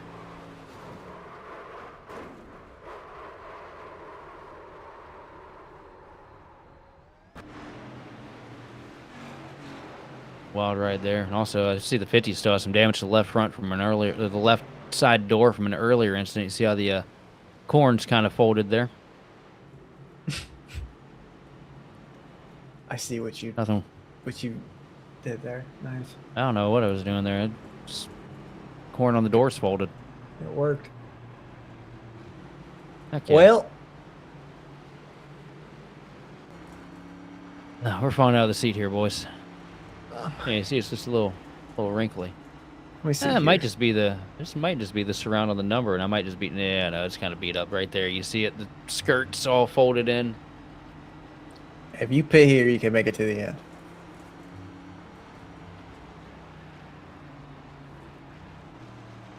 Now, what adjustments do you make is the question. I'm not able to disclose that information, and neither are you. So, Well, no, right? But I'm saying, with how loose the right rear has been getting, do you try to loosen the car up, or do you tighten the car up? I know what I want, which is the aggressor of the two. look, I'm loosening it 10 out of 10 every time. If I don't win the race because I got loose and wrecked because I don't know how to control the car, that is a lot more tolerable for me as a driver than to go into the corner and have an opportunity at, picking up a couple spots, picking up the win, and just not being able to because the car's, got Plowing. skis on the front tires. Yep. See Derek Heitman back up to the mix here, back up to the race lead. Did he? I think maybe a little bit of Did he two-tire take fire. two? So he was pretty far back in the top 10 there. And I love Derek, right? And I'll probably get a text message after this race. Not Maybe the either call been that I or would've just made. fuel. Maybe we could get a look back at the replay of his pit stop and see what they was threw out on or what they didn't. fast before everybody else. I'm wondering if it might have just been a little bit of gas and go, maybe trying to save a set. Because I do not necessarily know exactly how many sets of tires they have behind the wall here tonight, but It's 6. 6. I think we burned through a couple of those by now, haven't we? Let me see here. Just gas and go there. You can do gas and go. Interesting. Nope, that's 2-tire fire. Looking at the lap time. Yeah, now we cross pit road and I got the lap times and pit time roads. Pit road times. Derek had a 32-2 and DeCiani had a 38-6. That is 2-tire fire. Now Derek, hang on, brother, because it's going to be a little freer than loosening the car with 4 tires. That's just kind of the nature of the beast here. If he's got the talent, he's got the ability, but it's going to be a hard hang on for 40 laps. We do know one thing that Heitman isn't lacking, and that is talent. You know, we've covered him to quite a few wins here on Grid Vision throughout the years, and Heitman really capable behind the wheel of that Chevrolet. It's going to be a matter, though, that clean air mixed with the 2 tires. You know, I'd almost prefer that, you know, running mid-pack. And mid-pack, 100%. Clean air, though, is a different story. I would keep an eye on this 776. Levine might play some tactics here that might cause some issues. And it's going to be interesting to see how the first few corners go. Say one thing, BK Designs sure are getting their money's worth out of the league here tonight as we get ready to load up into the BK Designs restart zone again here. Green flag is out. We're back underway. Heitman going to get through the gears nice and efficiently here. DeCiani and Levine going to be side by side here down into 1 and 2. DeCiani going to work the outside lane. Here comes Sevilla threading it 3 to the top. Shades of Kyle Larson for the 77 machine. Gotta commit. And Levine shuts the door in DeCiani's face. Here comes Sabila with a huge run up to the back bumper. Pretty much shoots the 5 machine around there on the back stretch. Oh, Bryce Rayner's taking it 3. Oh, look at this. Yeah, Bryce, bold move here, and it might pay off. Down into 3 and 4. Maverick Davis takes the cleaner off the nose, though. Up the hill goes Rayner, almost into the door of Paul Hill, and they're going to be 3 wide out of 4. Oh, boy. Oh, Paul Hill shaking him.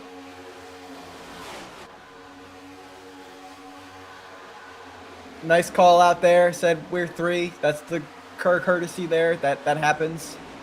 I had more French in mind last time I called that out, but it is nice when people are nice about it. Couldn't imagine that. Oh yeah, I got it was going into 1 and I got taken all the way to the wall, and I mic'd up through the entire corner that we were 3. You need to start doing that stuff too. I feel like that'd be pretty fun. Everybody else does it. I mean, why not? You know. The fact that I'm not chat banned yet is surprising to me. I think the only time you and I have been caught in the same wreck together is that time Spencer spun out in front of us in NIS earlier this year. Las Vegas. Vegas, yeah. Yep. Neither one of us were happy about that. Look at Levine. Look at that move. That's 4 tires. He's going to clear them. And up to the front of the pack, Justin the Hammer Levine takes the lead over from Derek Heitman. And DeCiani's going to have to drive off the corner. He's going to have to cut up, though. Keegan's cut down. There you go. What a move. Keegan's learning. Keegan is getting more aggressive. We've told him he has to do it, and you see it here. He's putting the race together, and I'm not going to jinx him yet, but this aggressiveness is helping him. Down to the bottom here into 1 and 2, trying to get past the 5 machine of DeCiani, all the way down to the paint for Keegan Sabilo. Heitman wiggling, though, struggling massively with the 2-tire call. You see him get a little bit of aero pull off of the 5 machine of DeCiani. Great work pedaling up against the fence there, though, to avoid getting sideways. Going to opt to go to the top line here, give his teammate a break. Oh, And he's around loose. goes DeCiani sideways and up into the fence. Oh, Is there going to be a everyone get caution? down, No. Everybody get down. Everybody get down. 4 wide. Come on. Good job, avoidance. Good avoidance. That's the 2 tires, man. Huge. That's what happens. I got to give huge props to DeCiani there too. Oh, huge props to 90% everybody. of 90% of the sim right there would have throttled it up and chased it down the track and created a big old mess to get a caution out. DeCiani knew that his goose was cooked and just, put it back in the pot there and finished it off. Heitman. Meant to say Heitman. I There's got so much going on, boys. I Bear know. with I me. got you. Yeah, My- no, that's my that old 2-tire brain can call. only though, handle right? so Like, much. that's that 2-tire call. Like as soon as we saw him go up, shoot, DeCiani had to make the move because as soon as Derek got in front of him, even though he was pushing Derek, Keegan still was on the side and stayed that side draft. It was still there. He had to make the move to pass Derek. That 2-tire call was just not as fast as these 4. The 15 Maverick Davis struggling a little bit there, starting to get picked up here by the 26 machine of Paul Hill. And how about Paul Hill? Just been sitting in that 6th to 8th range all night long. That's the kind of stuff right there championships are made out of. Absolutely. 'Cause- Doing a really 'cause good job.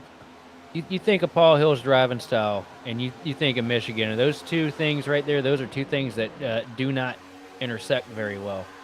See- Paul Hill, very, very cautious, very give and take oriented, kind of a throwback driver behind the wheel to, your Mark Martins in the sport. And this DeCiani is a has track to that, be really careful right here, though, because him racing Keegan is allowing these cars to catch back up. And there he goes. He gets right back in line. But that side by side allowed Evan C., Maverick Davis, Paul Hill, Bryce Rayner, all those guys to get closer. Oh, also, and Paul I mean, you Hill get- and Maverick Davis. When you get side by like that too, and you start throwing a side draft, not only are you letting these guys behind you get closer, but you're also, pulling yourself off of the leader as well. And you can break draft. It is possible to do it. It's hard, but it can happen when the second, third place guys start to fight. And I will tell you what, they are not trying to push each other to get up here. They are trying to race each other to get up here because Maverick Davis just shot on the inside of Paul Hill. He's going to try to clear him, but Paul's going to be on that outside and run that seam. That's that line right there. Paul's putting his left sides on that seam in 3 and 4, and it's just allowing the car to travel up. But And here Maverick, comes Paul Hill with the crossover. Yeah. Now down to the bottom of the track for the 26 Camry. Door to door here at the line. Paul Hill, great run. Gets a little bit of side draft, though. Gets pulled back. As you see, Davis grab the draft off Evan C. Paul Hill rockets it deep down into 1 and 2, though. Going to try and slide up across the nose, and he's going to get the job done. Trying not to get too loose. Here comes Davis with the cross as well. what a great crossover. That's really hard to do, especially with how that air is. He did a really good job. Still side by side. He's going to have to send it here deep to clear them. They both are. Who's going to have the better drive off? It looks like Davis by a nose, but Paul's going to push him. Wow. Now, I'll tell you this right here. This is that battle between Paul Hill and Maverick Davis. That's a battle that could happen every lap for the rest of this race because those are 2 drivers right there that have really good racecraft and are really good at outfoxing the competition. And that's what you're seeing right there. These 2 just trying to figure out who's going to come up on top. As we see the battle starting to heat up a little bit ahead there. Evan C. has worked himself back up into 4th place. All over the back bumper, Keegan Sabilo here as the battle for 3rd starts to ramp up. The 76 machine has left the building.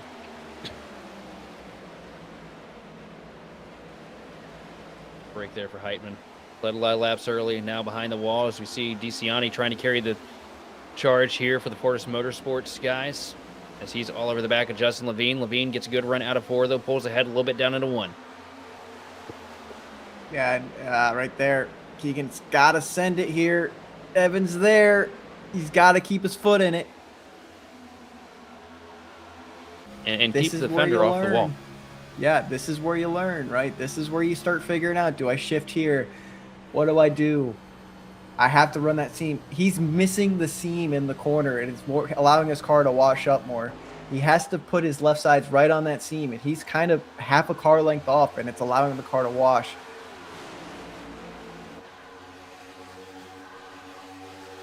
So we know, though, hanging on to 3rd. Evan C. still trying to figure out how to get past the 77 machine here.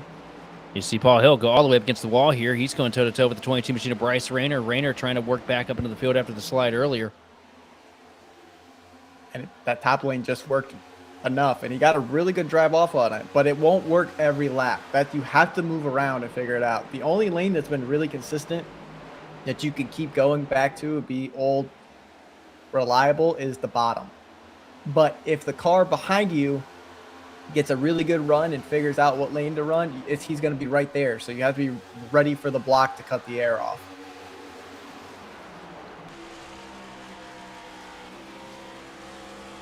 I'll tell you what, it's been a tale of two races. You know, the first half of the race didn't feel like we could get, 10 laps in, and here we are, another decent-sized green flag run here, and some great battling happening throughout the field.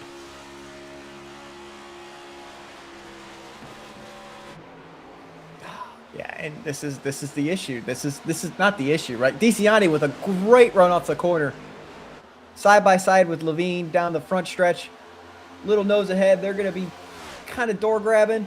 That left grab works. That right grab works. Levine's going to downshift here, though. He's going to keep right on his door. Keep him tight. He's going to have to wash. Levine washes up a little bit there. Oh, but his nose is still there.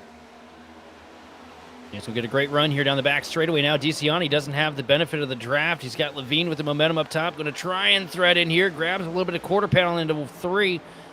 Down to the bottom of the track, though. Levine going to pinch him now up to the top of the hill for the 19 Toyota Camry. Big loose. wiggle for Justin, and here comes Sabilo. But Sabilo's loose as well. Oh, he needed a cut. He didn't cut. He's going to lose spots now.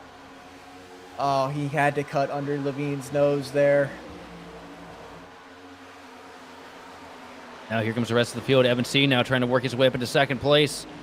And a great launch through 1 and 2. Levine just wiggling so much. That 19 machine really loose here on the outside. I guarantee you it's the downshift he's doing. And it's helping him, right, with the rotation. But he doesn't have the drive off, and it's causing the nose to just shake just enough that it's breaking the air free.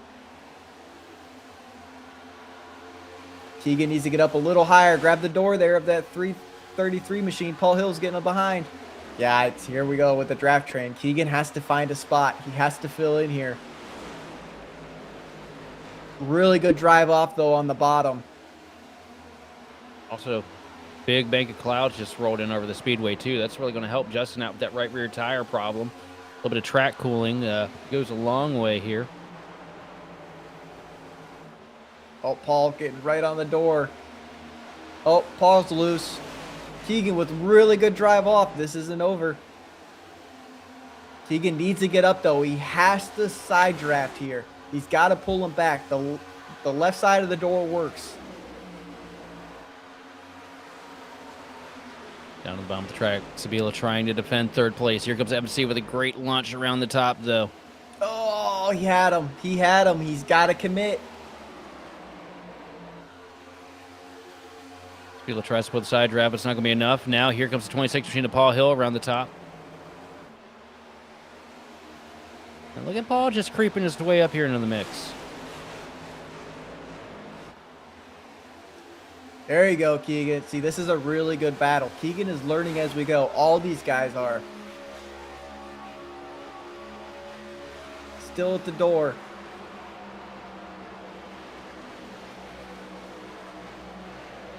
And look at this. Sabila going to be able to pull the slide job out of turn 2. Meanwhile, the battle for the lead starting to heat up again.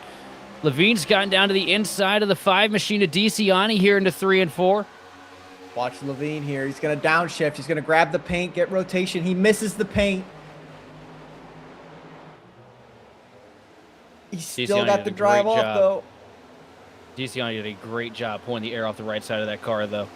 That's exactly what you have to do. Matt is no stranger to winning these Here big he goes, races. big As he goes side draft. down. Oh, he tried it. Does he clear him? He just will, but will he get too Wow. loose when he slides across the nose? No, he doesn't. Able to keep it offset. Levine back up to the point here. From borderline wrecking 5 laps ago to back to the lead. Now, he's got to be very cautious here because I know those right rears are screaming, yeah, DeCiani's going to have the run on the bottom, but DeCiani's starting to slide too. Both these guys are fighting conditions on their car. If that 77 gets to both of their rear cars, they might be hanging on for their dear life. Right now, Levine working the outside. DeCiani led lap 110, coming into 111 there by just a nose. DeCiani going to send it deep through 1 and 2. Big wiggle for the 5 machine up the hill. Door to door here out of turn 2. Levine going to shoot ahead, though, squeezing up against the fence. Maybe grabbed it a little bit there. Here comes DeCiani with the side draft back into 3. Oh, this is the battle right here. Oh, Levine's nose again. Matt just knows what to do perfectly. As we got a car looks like Justin's smoking. too loose with clean air. Look at Rayner all the way down to the grass here to try and pick up a couple spots. Yeah, Ball Hill's like, up, up, up. We need the draft. Up, up, up. Come on. Don't be doing that. That's how we used to do it back before drafting meant anything here. Absolutely. Oh, look at the slider. Further hill. That Paul Gallimore? Yes, it is. What a slide.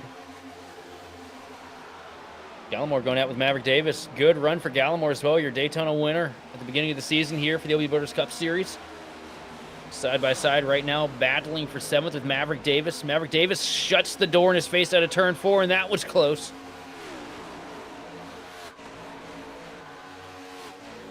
We still have 20 laps to go. It ain't over. Well, I'm a little worried about their tires. I mean, the ones I'm not worried about are Keegan, Rayner, Paul Hill. Well, Paul Hill just hit the wall. I don't know if these guys are going to be able to hang on to it. I mean, we're down to 98 track 10, right? But we're already fighting the loose condition of the car. It's going to be a long 20 laps. But if we could go back to what we were doing before the caution came out, we ride on board with Levine behind DeCiani.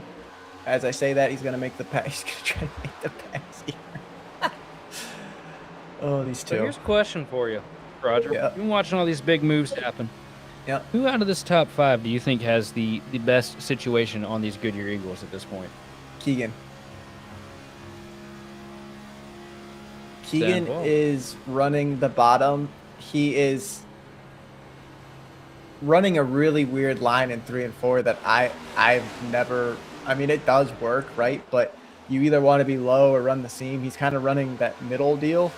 But he's doing what I do. I love running the bottom in 1 and 2 because it just saves so much tire. You're off throttle longer, but it lets you keep the rotation because if you just grab the paint, like he's not grabbing the paint as much, so that might be hurting him, but the paint turns the car. And I say that DeCiani and Levine are still going at it. There's a lap car in front of them, though. Oh, and I couldn't tell you what Levine's going to try and do with that lap car here. You see him sent down to the bottom into 3 and 4. DeCiani pells it up the hill a little bit. Here comes Levine trying to cross over, going to shut the door in his face. Big wiggle. Here comes DeCiani, not going to give up. Back to the left rear quarter pound, pulling the side draft. Here comes Levine back down to the right rear. Yeah, but look at the drive off of Sabilo now. It's got to be cautious. DeCiani's going to go low, but look at that. He's still got the drive off. DeCiani up the hill a little bit. Here comes Keegan up to the back bumper. Keegan's got to do it. Keegan has to make the move. Levine going to pull his buddy along with him. Trying to keep them side by side here. Trying to block both lanes. It works. Listen, I get it, DeCiani. Yeah, DeCiani's going to fight on that outside. He's grabbing that seam just perfectly. But Keegan has to fight back here. He has to be aggressive. If he wants a shot at this win, his tires are better. I draft him. Because Bryce Rayner is coming, and he's going to use his tires. And he's there.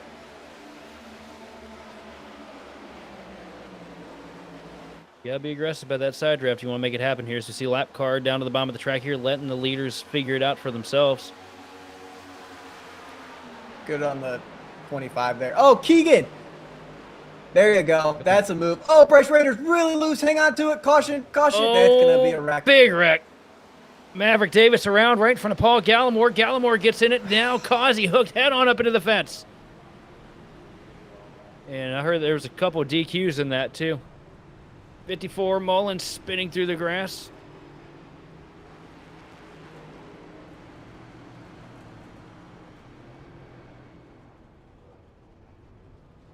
I mean, Keegan is arguing there with DeCiani. DeCiani pinched Keegan. Keegan pinched DeCiani. I mean, it's racing. right? And I get the frustration out of Keegan that Matt was fighting hard, but it's one of those things that you gotta be aggressive here with the side draft and stuff like that. Unless it was just a 4X, which we don't know, right? It happens. And there you go. We looking at Bryce Rayner just kind of getting free. That's that 3 and 4 that I discussed earlier. It changes as the night progresses with the rubber laying down. It just kind of throws the car around, and you have to be super easy on throttle on exit, or the nose is just gonna go. Such a rough break for Bryce Rayner too. Ran such a great race here tonight. Sitting around that top 5, looked like he had an opportunity to potentially sneak home a win at a couple different points of the evening. A lot to grow on here. A lot to build on here, though. Just gets in there, crosses over that seam, back end, snaps around. Nothing Maverick Davis can do to expect it. And I think, did Patrick Gitter get caught in that as well? Yeah, he got a little tag. Rough night for Pat. Just gets even rougher.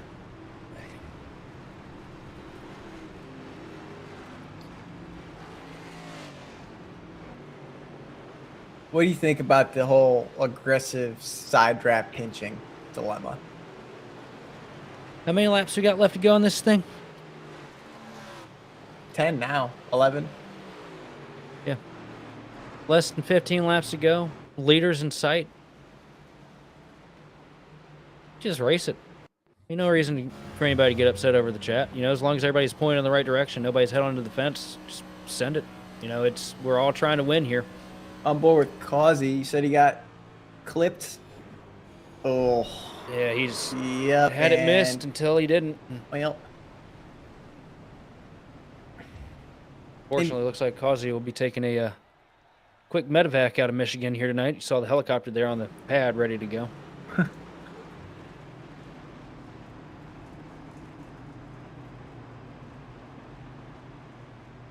Did we have one person stay out? Looks like we did. The 50 machine, Josh Schaffner, stayed on the track here. He's going to last, or if he's going to come in here. But A lot of people took. Oh, man, I don't know about this call. Did everybody take 2 there?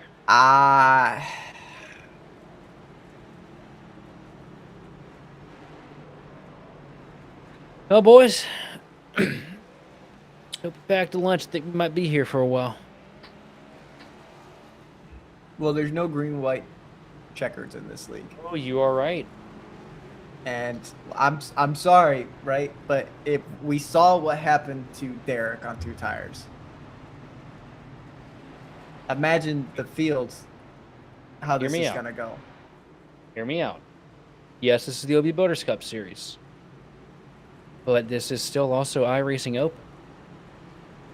You got guys that are in the back right now. They just got a caution. They're going to send it. Well, if you're up at the front of the pack, you took 2 tires, going to turns 1 and 2. Maybe 3 or 4 cars don't make it through turns 1 and 2. Caution comes out. I don't get know another what couple happened. laps. Them tires cool off a little bit. Maybe get another caution. Eventually kind of reach a little bit of a plateau point where it's not as bad as it was when they were fresh hot from the last run. And then, you know, by that point, track position is so important. All you got to do is just make it through 2 turns. My win last year was on 2 tires in NIS. It looks like Evan C is on 4. And then PB Henry. Evan's going to be schmoving here. Keegan had a really long stop compared to everybody else. Right there. Field into the BK Designs restart zone. Back underway here. Schaffner gets ahead of the field here. Here comes Matt DiCiani. Good launch to go from 3rd to 2nd there. Evan C making the move. Everyone's making moves. Aggressive door. And here we go. Look at Levine sending it around the top there. Oh. Power move from the 19. And they got Josh loose. That's kind of what you have to do. Tyler Hunter, though, up in the mix. Talked about Tyler Hunter a whole lot tonight. Got caught in an incident early on in the race, but doing a great job carving back through 5 strategy. wide. Back to 4. That ain't going to work. It ain't going to work. And around goes the 2 machine of Hyatt. I don't know how that's a caution. but okay.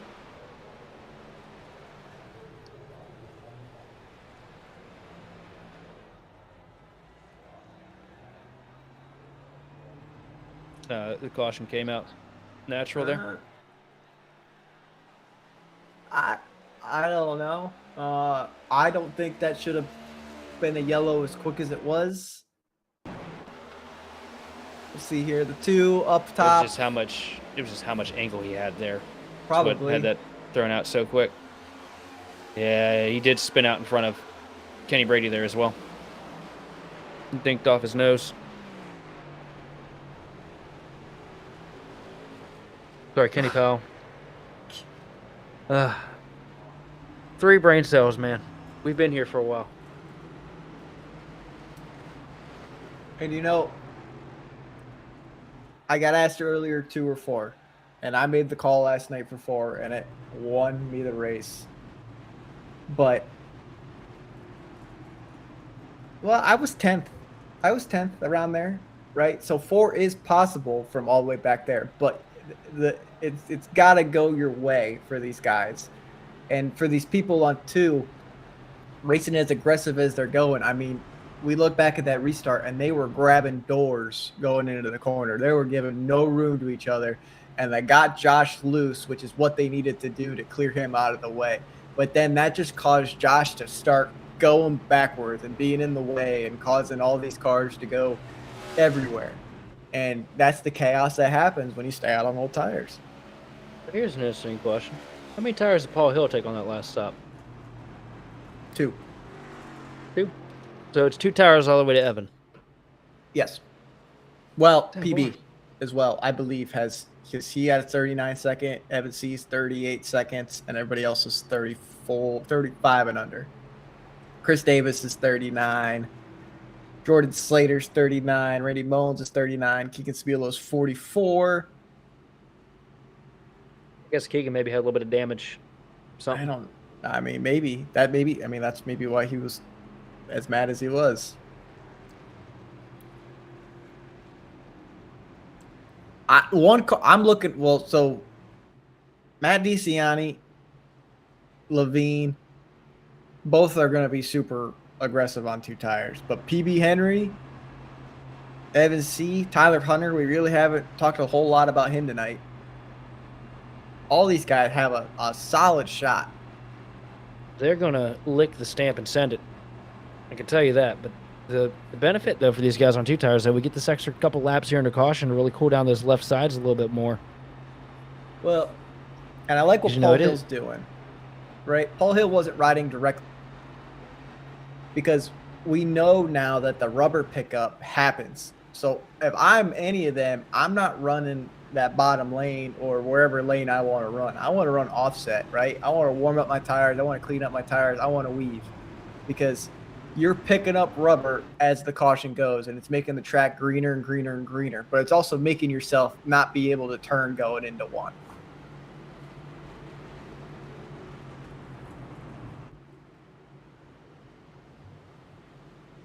See how that bottom lane's looking a lot grayer than that outside right now. So these guys up top going to be struggling with it a little bit here. And this is the point where you don't care about that right rear.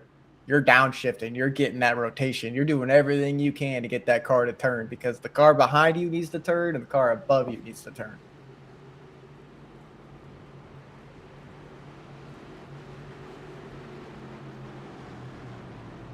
Lights out on the iRacing pace car, getting ready to make the dive down pit road. Going to be a 6-lap shootout here from the Irish Hills. Remember, we have no overtimes, no green-white checkers here. Caution comes out here after a couple of laps. It's going to be, where it lays as far as finishing position.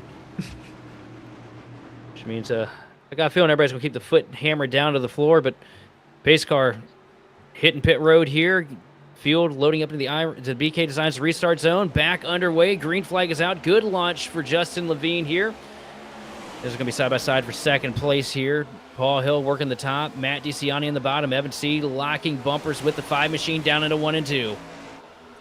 Maverick Davis taking him 3 further on back. He's going to clear not 1 but 2 rows. 4 wide.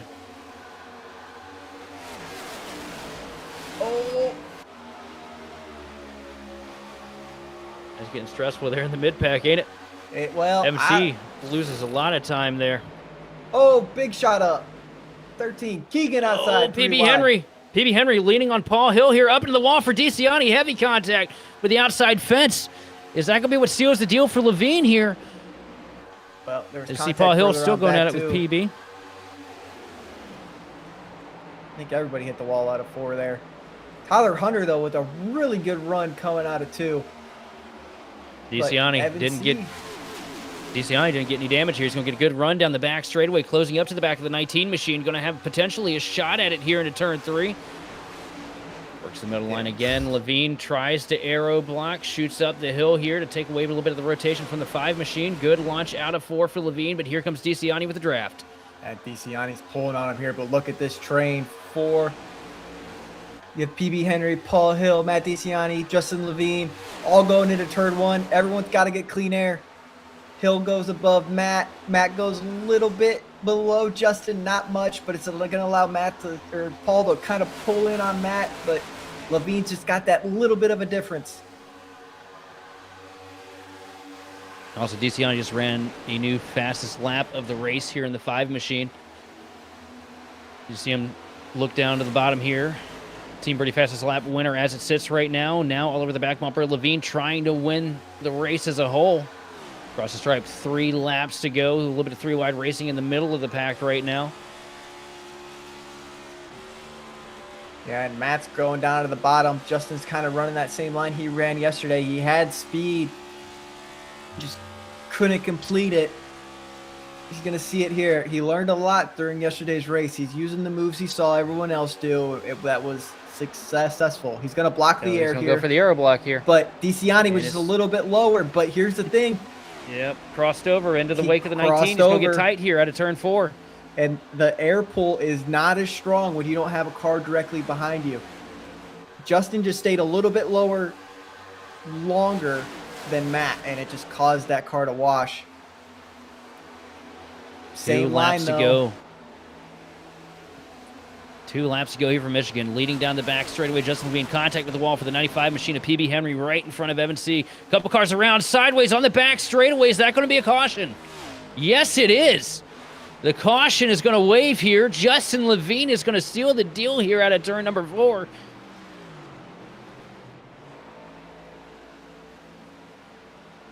What an unfortunate way to end it, though, man, because that was staging to be one heck of a battle. I had a feeling Matt was going to try to send it there into 3, kind of do the no lift deal, downshift, get it right where he needs to go and get right to Justin, and it was going to be a battle at the end. We're going to go back and look, though, what happened. That's the 45 machine of Chad Kibbe. Oh, Keegan tags the fence out of turn 2. And him and Chad Kibbe come together down the back straightaway. Around goes the 45 machine. And rough is there a little bit there for Sabilo. What got Keegan so tight up there, though? Because he was up in, like, 8th.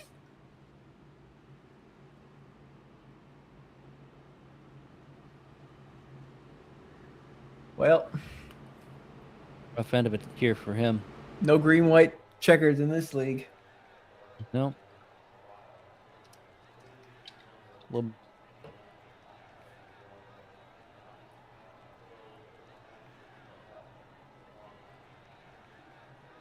see Justin Levine leading them through 3 and 4 here, ready to come to the stripe to take home the checkered.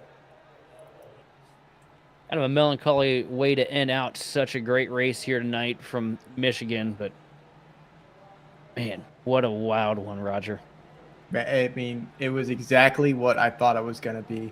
The Irish Hills never disappoint. And across the stripe here to make it official, Justin Levine going to get the job done here at Michigan. His favorite tracks, and you can see why. A lot of pace there for the 19 Toyota Camry here tonight. I know DeCiani wishes he'd get another stab at it. It was so fast and led so many laps this evening. Has to feel like he was robbed after that one. Yeah, and I mean, I picked him for a reason, right? He finished P2 last night, and he is one of the toughest people to race here because he has the same mindset that I do when it comes to tracks like this. And that's what makes it so fun to race with him. As he's, oh boy, He is excited because I have never seen him throw it that early. He does it when we come to these big tracks. Look at that. Tries to replicate that old Kyle Larson burnout. Big skid there. Good control there. I figured he was going back into the fence and make it past post-race tech. Look at that, showing off the rubber he still has until he turns left. Yep. And it goes. Hard-fought win here for Levine, and that's going to be win number 2 of the season, I do believe, because if I remember correctly, he was able to get the job done at Bristol, right? Somewhere else this year. I think it was Bristol. Somewhere. I don't remember. He's always really good at Bristol. But either way, we get a look at the race results here, and the team birdie fastest lap goes to Matt DeCiani with a 37.538. But coming home with the gold tonight, going to be the 19 machine of Justin Levine with Matt DeCiani in second. Third goes to the 26 of Paul Hill with PB Henry in fourth. Fifth place going to be the triple three machine of Evan C, followed by Tyler Hunter after a great rally at the end to move up into the top 10. Seventh place goes to the 15 machine of Maverick Davis with Chris Davis. A great run here tonight, coming home 8th, up 30 spots from his starting position. With Jordan Slater, a solid recovery, was backwards into the fence earlier in the race, comes home 9th with Shane Kohler running at the top 10. Yeah, Mark Sanchez is going to be 11th with Greg Carr in 12th. The 11 of Paul Gallimore 13th with the 54, Randy Mullins 14th. Jose Medina 15th with the 71 of Keith Long 16th. Keegan Sabilo is going to end up 17th with Joshua Hyatt 18th, and the 50 of Josh Hofter 19th with Kevin Ruff 20th. Number 21st going to be the 18 machine of Alexander Carr with John Bender coming home 22nd. 23rd goes to the 45 machine of Chad Kibbe with Bryce Rayner in 24th. 25th going to be the 37 machine of Kevin Zosiak with Kenny Powell, J.C. Gibson, Joseph Causey, Thomas George, and Austin Edstrom running at the top 30. Yeah, and Patrick Gator is going to be end up 31st with Luis Becerra, Derek Heitman, Brian Johnson, Tip Warren Jr., Russell Black, Dana Wiles, Chris Benson, Anna Benefield, Nicholas Isaacs, and Michael rounding out the last 41 slots. They're all finishing a few laps down. We need to get you hooked on phonics for Christmas this year, man. Something. That Ohio education is not helping me here. It ain't. No, it's Figueroa, by the way. Figueroa. Oh. Yeah. Yeah, I couldn't see the L. I think I pronounce it different every time, but hey, man. It is what it is. But sitting here, getting ready to get things into our post-race interviews. We're going to start things off by moving our third-place finisher, as well as our points leader, Paul Hill, up into the booth. And, Paul, a great points day here tonight. Surviving a lot of attrition. Man, just tell me what it felt like from behind the wheel. A little white knuckle, to be honest. The passing here is so aggressive now, post-Aero update. And I can't believe I even got a top 5. I thought there was a couple moments there I was going to be totaled, so I'll take it.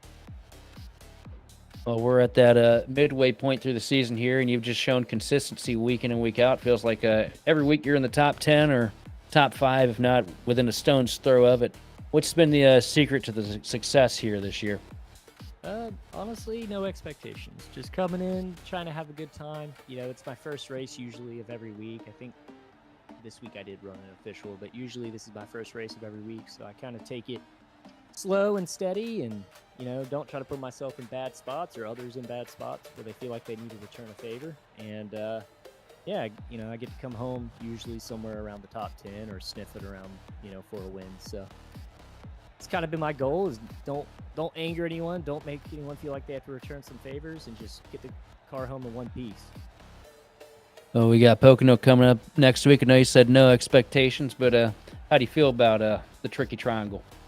I kind of hate this track and Pocono equally, so not looking forward to it. It's like 2 of my least favorite tracks back to back.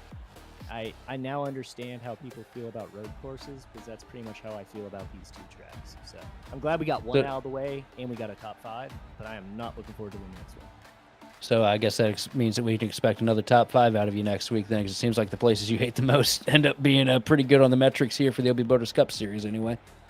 Yeah, just keep my head down, honestly, is all I do. These tracks, the reason why I usually hate them, right, is because it's such a crapshoot, and my goal usually coming into these 2 are just don't be a part of it and see where you cycle out to, and yeah, honestly. Well, Paul, congratulations on the bronze here tonight. Who do you want to thank and shout out for this performance? Yeah, my teammates here in this league, Tyler Hunter, JC Gibson, those two guys, they've been running pretty consistently with me now this season. They came in a little late, but they've been showing up, having a good time. I think Tyler got a top 10 tonight. I'm not 100%. I want to say like 6th. So him, of course, Joseph Galata with the setup building and all that fun stuff. Bigfoot Chassis Collective, all those guys over there. And the guys that put on this league and everyone that shows up week in and week out. And you guys up in the booth.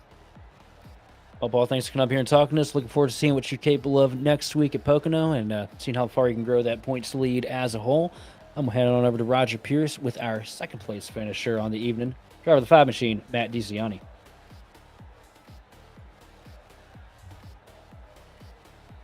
Matt DiCiani, you got a copy. Yeah, I gotcha.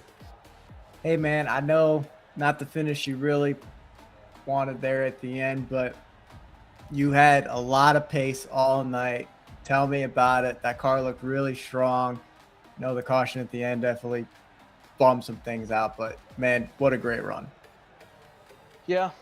I mean, sucks, honestly. I really don't have a lot of good things to say. You're the best car by far, I thought, tonight, especially when it was over 100 degrees, but, we can't go more than 10 laps without a yellow coming out. So with 2x time, right, we just accelerate the track, get down cold temps where nobody else built for. Everyone else goes and buys their sets. I'm frustrated because I spend the time to do this on my own every week. We just have terrible races like that. Now, positives, yeah, me and Justin had a great race there at the end. It was pretty damn fun. Haven't had that much fun here in a little bit, especially with this car, the way it races. It's awful nowadays. But yeah, I mean, it's fine, I guess. I don't know. It's dumb we can't go full field run in this league. I understand it, man. Listen, this is one of my favorite tracks. You and I have had some races here. I mean, the package is completely different with how the aero felt. The seams are way better than what they seem to be in the past. You had that absolute rocket ship in 3 and 4, man. And I understand what you mean by building in hotter weather. When we saw NIS weather, we thought it was going to be a little hotter, and that was kind of one of those things you have to think about. And when you're building for a league like this, that's smart thinking, right? So, I mean, congrats to you guys. That car looked like it was on rails. You could go anywhere you wanted to. I don't know if you were shifting or not. I know some of the cars were like late run to get the rotation, but man, I'm looking forward to Pocono and seeing what you guys can pull out there, because I just have a feeling with this air package and how it's going to go, it's kind of going to look a lot like this.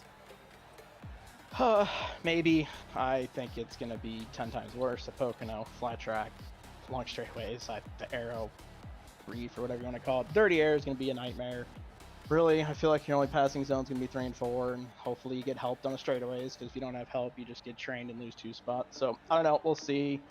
We had stupid straightaway speed tonight, so I don't know. Maybe I can replicate it next week, but see what happens.